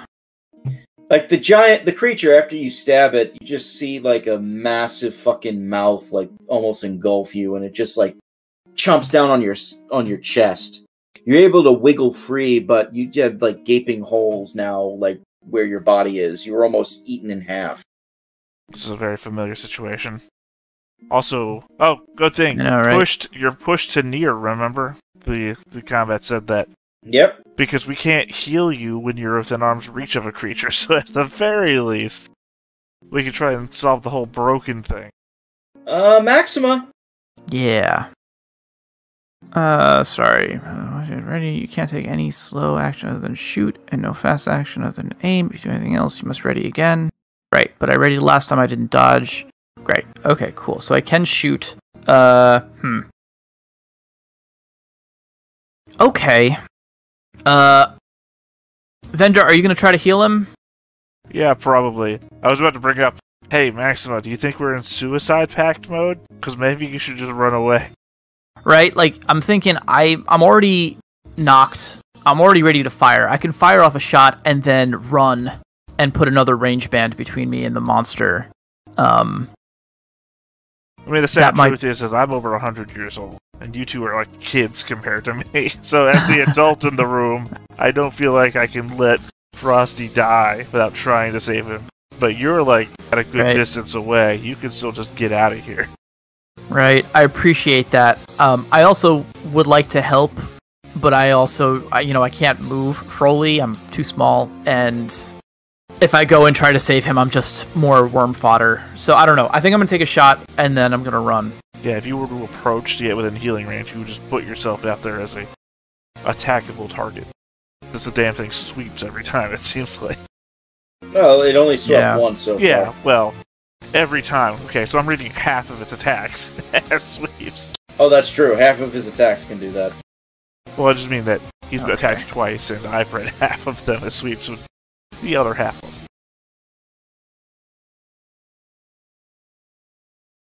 Alright, I will push this one. Do I have no marksman? I gotta put some points in marksmanship. Note to self, if I survive this, points into marksmanship. Yeah, 5 XP, right? Okay. Damn. Alright. It's gonna make that climb up much harder.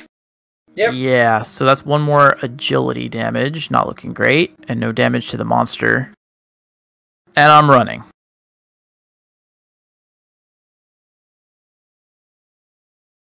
Run away. So you are further away. Yeah, I'm checking it now, but Fender. Run. Yeah. Sorry, just trying to check the action. You are now at long distance. Let's see. Other. Heal is slow.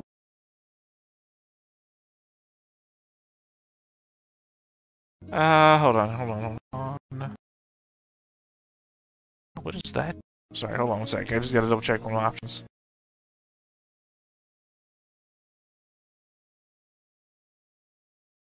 Okay. Do that much. Okay, I'm going to do the heal thing as prescribed. Alright. Shit. I'll push. Well, I tried. Okay, and then I am going to, as my second action, faint. Okay. Which means that me and the monster are going to trade initiative scores. Oh, that's cool. You sneaky fuck. Well, let me just reread this out loud. Faint, you trade initiative cards with an opponent at arm's length or near if your close combat weapon can reach that far, which it can, because I have that, the staff. The new initiative order takes effect the next round, and no roll is required. Which means that I'll get the first action next round, and he'll act after Maxima. Okay. Froley. Damn. That's really cool. I'd not, that's one of those things that I just overlooked in the book, but in a case like this, fainting, that's good shit. That's pretty cool. I guess Froley will hobble away. Well, technically you're in arm's reach, so you would only be able to retreat, but you can't take any actions, right? Wait, crawl. What's the crawl, let's say? Slow action. You're basically moving while prone, so you were able to do a regular move, so you can move one away. But he's within arm's reach, which is the problem. No, he's near. Remember, he got thrown. No, remember he went and attacked him. That was 2 turns ago. Or less. It attacked me and sent me flying. Yeah, remember? I don't, but whatever. Alright, I'm going to have a different rule then, because that's a different thing I need to worry about now. The adventurer is pushed to near distance with the hideous... No, I believe you. Effect. I'm just saying I'm looking up something else now, so... Do what you're going to do, the one action you're allowed to. So, crawl away. You're short. Well, Vendor, you're up again. Right, I think I'm only restricted to trying healing checks when trying to cure a critical wound. But since I'm trying to recover you from break, I think I can try again. But you went from near to short, right? Yes. 1 sec. Huh. My book is just bad.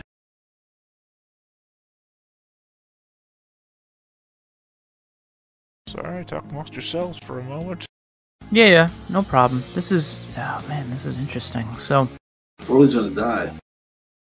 And Perhaps, but not necessarily. But yes, it's quite likely. This thing is a big motherfucker. Yep.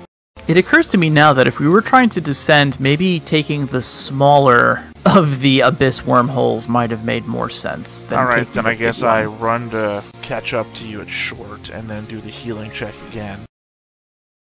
Alright, so you're all at short then? I'll push again. For the chance.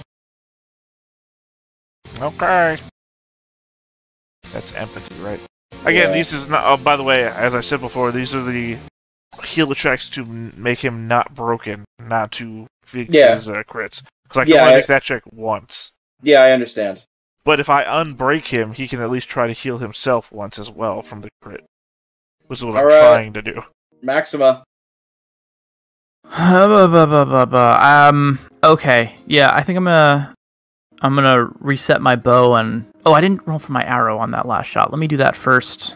But then, yeah, I think I'm gonna take another shot. I don't want to abandon them altogether, and I'm 2 segments away right now, so I do have some distance. At your distance, you need to aim. Oh, do I? Okay. Yeah, well, no, actually, no, you're at long distance, so you're still good, but it will be a -2 modification when you shoot them. That's no good. Because my agility is crap right now, so... Arrows. Still got them. Yeah, I'm not much use out here, then. Just tells me that if I die here, maybe the druid character should return. Having someone good at healing. Not vitally important, but somewhat important. Okay. If I was going to run back in, would I be able to get back in range of them in one movement? Alright, you're at long, they're at short, so yeah, you get there in one movement. Okay, then. Are you sure you want to do that? Froley, what's it look like for you, currently? Like, could I get you on your feet with a heal? If I can heal you, can we all get out of here? Well, he's broken right now, so he's just crawling. But I guess you could get him up and on his feet, even though he has a sucking chest wound. I mean, you're gonna die in 2 days if we can't solve that problem. That's a different problem. Right. During the process of healing critical injury, the remaining healing time is reduced. Oh, okay, I don't remember. That's what I'm saying. You can try and heal him to recover him from broken status, which would then allow him also a chance to try and heal himself from the crit at a -2, which probably means he's never going to do that, but...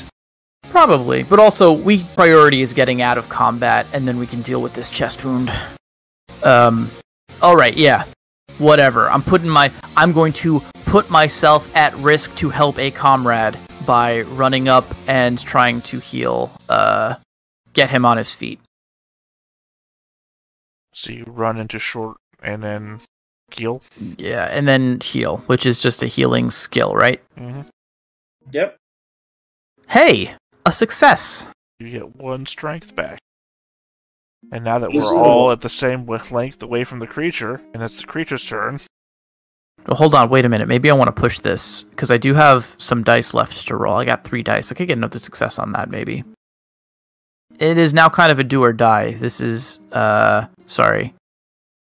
empathy, right? And I've taken... Yeah, okay, I'm going to push this. We're here. We're doing it. Hey, it's another success. Take another point. 2 strength. All right. And I take 1 empathy. And now we're all standing next to one another. And now it's the creature's turn. We got this. With my token. Let me check something. Hold on. I believe in us, guys. We can survive. I mean, they're basically tremors, these things. Yeah, you notice that the worm is, like, outside of its hole, it's, like, struggling to, like, pop up. And then it finally, like, latches itself onto the, I guess, like, the cavern itself. So it is moving slowly, and it is trying to chase you down. It goes from... You guys go from short to near. Okay. And we're gonna make an attack. Oh, by the way, I do like the narrative you're trying to throw out there that this thing fumbles around when it's not in its tunnel, but you see the attack number 3 says, right? Yeah. The sky darkens. This thing is fucking fine. Just wiggling around in the air. That's a 6, right? Yeah. Yes. Oh, fuck. So yeah, all of us. So the worm is gonna gets near you and just like dives like right head first like into the ground near the hole here. Everybody within near range will fall 2d6 meters and land prone. Yeah, it's fine though. That's no damage. It just means that we're in a hole and on our backs. Yeah, now you're 11 meters down. Wait, that's a lot of meters. Oh shit. I will. I gotta make a shit! call. That is. Yeah, hold on. That is damage. Sorry. So that means it would be 9d6 for the damage, right? Because it might be a meters maximum. minus 2. Right, there's like the terminal velocity damage. No, apparently there is no terminal velocity damage. Yeah. Oh shit. Base okay. size equal to height and fall in meters minus 2. It's still a roll though, so that could still be like 1 or 2 damage. It's a shame that we all have 1 to 2 strength right now. So This is fair. literally now we're waiting for that phone call to end to know if we've all party wiped. Right? It's a shame you had to come back and be a hero. You could have been the only survivor. Well, I'm not super scared. I've got 3 strength. I've got leather armor, so I can roll that with this falling damage. I still have my hard to catch. Oh, that's right. Double check this. I don't know that hard to catch. I think hard to catch is combat. Yeah, damage. it might be a This is fall technicality. damage. Yeah, I know, but it's just me and our characters are wearing metal armor, so ours don't apply. I'm just saying, of all of the people who have the chance to survive this, I'm sitting pretty. I'm in the best position. Yep. Not like old Maxima. No. Yeah, it says I can spend them to avoid being hit by physical attacks, but I assume this is not. This is like an environmental effect, Yeah, so I guess I can't use that. It literally didn't attack you, it attacked the ground. Yeah. So you're all in a hole and prone. Yeah, no, it is damage against us. You need to roll a 9d6 attack. Oh! Okay, hold on. Yeah, there's a big chance we're all damage. dead. 9d6, you said? Yep. Because it was 11 meters, and it's... Wow! So no damage! Wow! We rode the rock slide down to the ground. It just so happens to be, now that we're in the bottom of a hole with a giant worm. Yeah, I guess that poses its own complications. Yeah, especially if it gets that sweep thing. It's not looking good, is it? Nope. No. Is it my turn? It's Frawley's, actually. Oh, cool. Alright, let's help the old man out of this pit. We're all in the pit. No, but I can try to help push you out with my carrying strength of probably 2 strength. You understand carrying me out would involve you being out of the pit yourself. Look, I'm the old man, but you seem to be having a hard case of dementia right now. We're not up there anymore, we're down here. Alright, then I'll try to climb out with a move. And then I can help you. Fuck. You're climbing... Nice. Are you climbing out of the pit? Yes. Yeah, that'll get you out. You have 5 agility? Jesus. I'm gonna doubt you have any empathy at all, do you? No. So I'm dead. Well, no, actually, it just means you have a harder time killing real people. Because you have to make empathy rolls, and you'll take empathy damage if you try and kill a real person, so... You are, you're out of the pit, at least. So is that one action? Climb, right? Run, Frawley! Or I guess, are you going to try to help us get out, too? Yes. Wow. What a hero. One of you is old and one of you is short. It's very true. Vendor, what's your agility at right now? Because mine is not doing great. Well, one, I'm an old man. Well, I mean, what's yours at? I'm rolling 2 dice. I've got 1 skill and move. I'm rolling 2 dice, and I have 1 skill and move. Alright. Okay, so, yeah.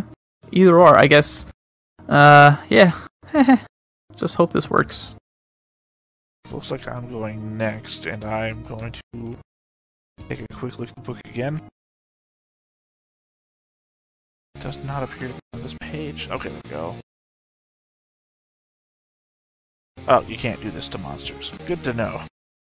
It requires a talent I don't have. The only item I have in my inventory does not apply to this. Okay. Alright. You know what? I'm going to attack it.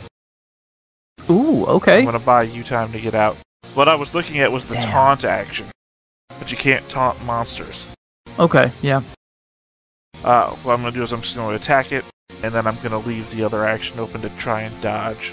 Alright. Well, obviously I'm not going to push that. That would just break me. Maxima. Okay. Well, yeah, I'm gonna try to scurry. So I'm rolling agility, but I think I get an extra die from Frawley helping. You do. Oh shit, you remember, I just remembered something. Remember, we're all prone. Oh, great, yeah, we were all prone. So okay, Frawley can get out of the pit like he did, but he can't help because he doesn't have the other action. Oh well. Wait, does it take an action to help? You have to stand up. Yeah.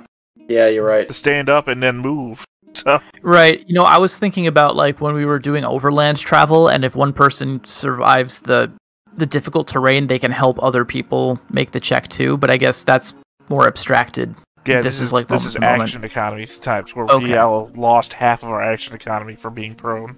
Right, okay, so I'm just rolling 2 dice and, praying. Which means that I also don't have a, I mean, you made it. That means you're both up the hole, but I don't have dodge anymore. Oh god, is this the end? Is this the end for Vendor?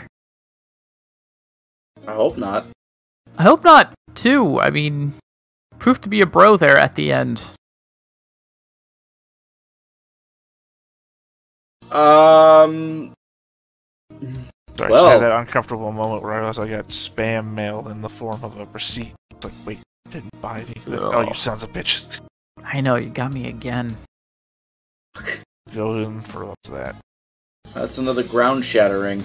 No, it's the one where it closes its mouth and slams you. 9 base dice. Oh wait, that's a 6. Sorry. Yeah. I'm even deeper in the hole. Yeah. Can't tell the difference between a skull and crossed swords, apparently. Another 4 meters. Not much deeper. So, 2d6 damage. Then I'm on my back again. Nothing. Okay. Just on my back again. It seems like it's trying to, just slam and burrow and get you all in a place where you can just go down and it's digging a new hole is what it's doing. Yeah. Frawley. Let's, pick up, the mouse and, get out of here. But no, we should help, I mean, I'm now 15 meters down. True, I don't have any rope for you. I know, right? This is the one time when rope would have saved our butts multiple times. I'll dangle the halfling down and you grab her hands. I'll Michael Jackson this thing. Wait, what? I dangle the halfling down like Michael Jackson and fish for old men. Whoa, I am not agreeing to this plan. I'm sorry. I love you guys, and Frawley, you're a real hero, but I will not be a very short rope I'm super tempted to give you a +2 on this. I mean, I don't think that's far enough. Sorry, I was just like looking for references for like 15 meters just to visualize it better because I'm not great with measurements in my head. 15 meters is the tallest class of regular Titan and Attack on Titan. You know, those guys that tower over buildings. Yeah, you're probably not gonna make it then. I do like how your reference for size is a fictional monster. I was just like, oh yeah, like the Titans and Attack on Titan. Wait a minute, I've never seen that show. I went to look it up, and it was like the example was a giant Christmas tree in, I guess, New York. Sure. Or whatever the Suntech City, wherever Suntech City is. I don't know where that is. I actually don't know either. There aren't any real good references, and then the one next to it was literally the size chart from Attack on Titan. So it's like, okay, I can understand that. I thought, honestly, I was thinking like it's like 5 feet a meter, right? Something close to that. Well, I know it's 16 yards. It's like 3 feet a meter, yeah. 3 feet a meter, okay. Like the average person height, actually that's not true either. But it's similar to like 2 meters is about the height of like a 6-foot person, I think. Which is the same calculation, but yeah. Wait, sorry. I thought I had the numbers right. I was speaking before I finished reading, which I do all the time. So 7 acrobats standing on each other's shoulders. And then, like, one of them has a tall Apparently hat. a 4-story building is about 13 meters. Yeah, damn, wow. 13 meters, okay, yeah. Yeah, you're really down there. That's what I'm saying, is that you, a dwarf... Right, Frawley is a dwarf, right? No, he's a wolf. Wolfkin, sorry, I think I remember your old character. Either way, a wolfkin with a halfling in the arm isn't gonna reach down 4 stories. Guys, I think you might just have to give up on me. Throw us your treasure! I can't throw that high. I've lost most of my strength. And then I'll grab the halfling and run out of here. I mean, I'm not even joking. I have, the 2 gold spyglass still. Oh! You running away? Yes. Vendor! Avenge me! Avenge me! God, I can't even cast a spell at this son of a bitch. What the harmful thing is, I should have just let Frawley die, spent all 10 XP to raise him as an undead. The power level increase that I could have done on him, I could have made him stronger than he was alive, as smart as he was, or smarter than he was when he was alive, and live for thousands of years. I could have made you better, man. Yeah, assuming he didn't get eaten by the worm. I mean, that's also true. God, let me just double check this one last time to make sure not one of these things won't mess with this thing. Magical seal, no, doesn't matter to this thing. Sense magic, no. Ghoulish glance, can only be used against living humanoids. Contaminate. You know what, fuck it, I'm gonna contaminate this thing. You might kill me, but you're gonna die in the long run. Oh, no, wait, your victim who must be a living humanoid. Damn it. Chill of the Grave, spell effect has no effect on monsters. It's scary that how spells don't really bother monsters, isn't it? No, I mean my other one had a bunch, but I chose a path that was no good for what I chose to do. Like I said, I'm great for a siege. Okay, no, here, I got it. I'm gonna cast Befoul. I'm gonna spend all 10 of my willpower and cast Befoul. And what does this do? Hold on. Balls to the walls here. Actually, hold on, I'll need to hit that again, because I'm hitting it with all of my willpower. I'll just hit the next one with a 9. I believe those are, mishaps, magic mishaps.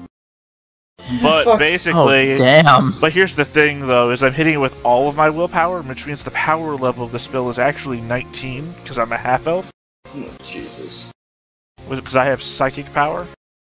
Every time you use 1 or more willpower points to activate a talent or cast a spell, the first... no, sorry, never mind. Hold on. The first willpower counts as 2. If you spend 2 willpower points, it counts as 3, and so on. Okay, so technically... Right, so not 19, I'm sorry, only 11. 11... So the potency of the... I'm turning all of my food into poison. Yeah, and poison, so the potency is 11? No, it's 33. Oh, that's all. I'm gonna kill this thing. This thing's gonna die. But also, I have a magic mishap, so hold on. Yeah, let's find out. Maybe you'll blow up. Witness me! Witness me! Oh man. You will tell the stories of how a vendor killed an ancient worm or whatever the hell this thing is? Yeah, with like bad rations. Well, I mean, I turned all my food into poison. These things will fucking eat me, so... Nah, man, it's effective. I mean, I don't know what the potency of poison level 33 is, but... That's a good question. Poison has a section, 113. Max, well, real quick, Maxima, I'm assuming you're going. Yeah, I'm following Froley out. Well, an extremely potent poison has a potency of 9 or even more, and I've hit 33, so... I will have to look, but first let's see if he actually eats you.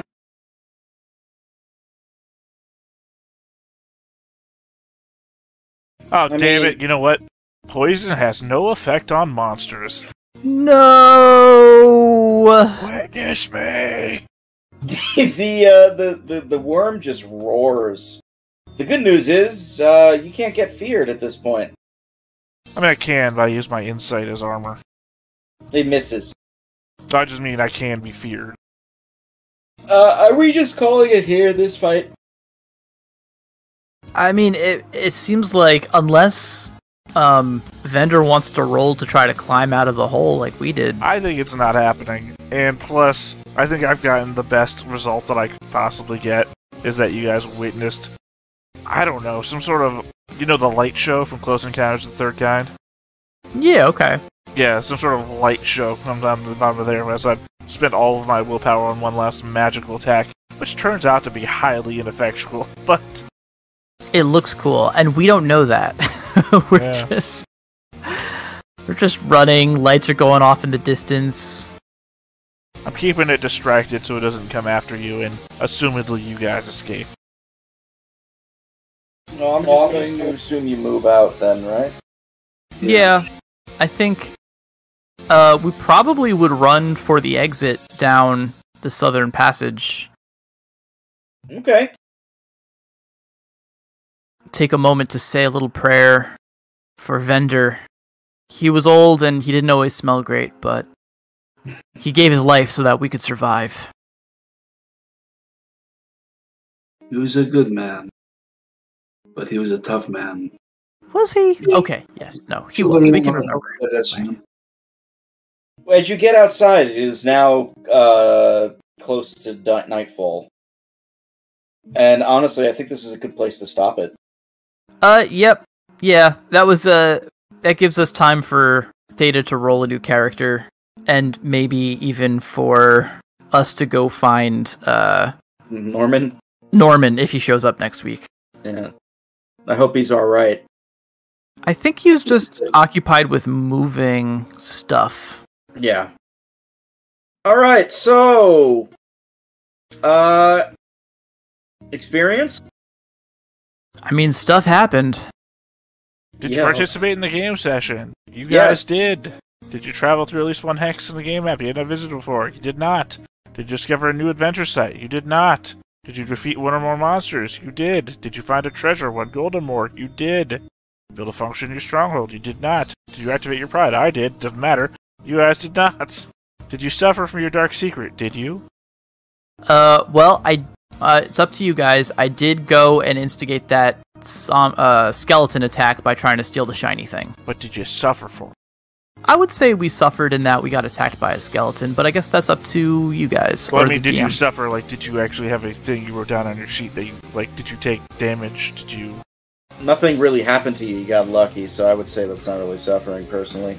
Fair enough. I think when we ruled about it before, in the last iteration of the game, suffering meant actually having an effect. Like, not just I felt sad. You know, like, I was hungry, I got cold, etc. And I don't think Gargoyle drank any this session for any reason. No. Did you risk your life for another PC? You did. You both did. Did you perform an extraordinary action of some kind? And we're thinking this is like pulling off something incredibly unlikely. I would say escaping from the worm up the cavern on 2 dice was unlikely, but I don't know if that counts. Although I feel like escaping from a giant death worm is pretty extraordinary. I don't know. It's the hardest one to figure out. Like, to me, it always reads as, did you perform the last action hero moment? It's like, I don't know. It was, right. I mean, the thing is, I think if it was just making a risky roll that was very unlikely, but was kind of boring, like, if I had done this roll to escape the quicksand, I wouldn't think that would be extraordinary. But considering that I did this unlikely roll, got the success, and was, while there was a giant worm eating my friends behind me, that feels extraordinary to me. So the weird thing about your example there is if you had done it to escape the quicksand, you would have lived, and knowing that if you failed it, you would have died.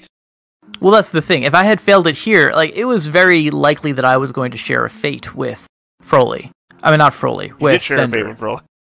I did share a fate with Froley. I escaped. But yeah, I mean, yes. It was such an outside chance roll that you didn't even bother attempting it. You were just like, nope. Fender said, nah, this is how I go. Yeah, 100-plus-year-old man is not making the 4-story climb. 4-story plus, because there's a little extra there. Right. I mean, I'm younger and sprier, but I also injured myself in that sneak attempt really, really bad. So I only had 1 agility myself. It was quite unlikely that I would make it. I threw my back out poking a skeleton. What's the ruling? This is why we have a dungeon master. I mean, you guys were talking it over. I mean, I'm inclined to give it to you. Hell yeah, I'm taking it. Mostly because you survived. Well, actually, remember, you haven't survived yet. Froley is literally dying from a lung puncture. He'll be dead in 2 days. You know, maybe you should maybe we should handle this before we end up right here, because we have technically 12 minutes left. You can make the 2 rolls to find out if he's dead or not. Right. Well, let's... I mean, we can make the 2 rolls now, and then we can come back and see if Raph shows up next week and he can make his roll. But we can find out if you 2 are done with this or not. You want to give it a shot? Sure. Okay. It's better to do it now while we have it in mind than to try and figure out what we're doing. Hey, that is 1 success. I think that's all you need, right? Still not sure about healing. I know... Well, it was healing the critical that we need. Yeah. Because he's already healed from broken. I will check. I'm already in the book. Death, healing... Yeah, it just... Okay, so if I heal him, the remaining healing time is reduced by half. Any earlier roll to save your life does not count towards this. The new roll is required to reduce the healing. Oh, that's the... Oh, no, because he has a D6 healing time during which the -2 in those 2 skills take place. Okay. Yeah. You need to actually heal from the... Let me look up lethal injury. No, it says if your critical injury is listed as lethal, someone must make a successful healing roll to save you, which you did. Alright, then you're good. Otherwise, you die when indicated time has passed. Recover. But I still get the negative penalties. Right, you still have the -2 to endurance and movement until the heal time is finished. What is the heal time on that one? 196? It was D6. Punctured lung was, D6. 4 days. Okay, which goes down to 2 because I made that. I healed you. And on page 109, it says, if someone managed to heal you during the process of healing a critical injury, the remaining healing time is reduced by half.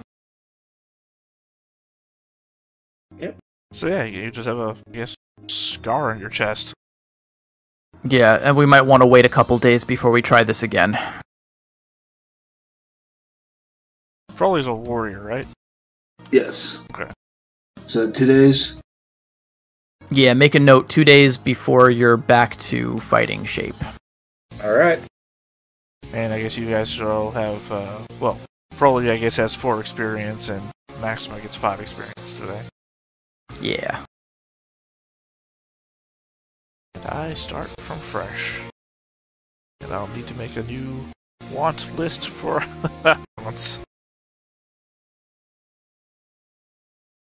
Well, that was a session. That was a session. I gotta say, I really liked this session. I had a lot of fun. It was short, but it was dense, and a lot of stuff happened, and I think I enjoy the combat in this game a lot, probably because it feels like every action matters. So I had fun. Any other thoughts? And there's Does still a anybody lot wanna share? of combat actions we haven't taken yet, like taunt or feint. Yeah. Well, you Hey, did yeah. faint. You did That faint. feint was badass. That was really good. Yeah, I so like it buys that. time. It's hard to know for sure, but I definitely think that fight would have gone very differently if the initiative orders had remained the same. Well, actually, technically, I don't think anything changed because all I did was move my initiative around to get a second heal in before they did, or got its attack in, and I failed twice in a row, so technically nothing changed. Ah, cool, it all froze during my explanation. Only you out there in the audience understand if I said anything at all.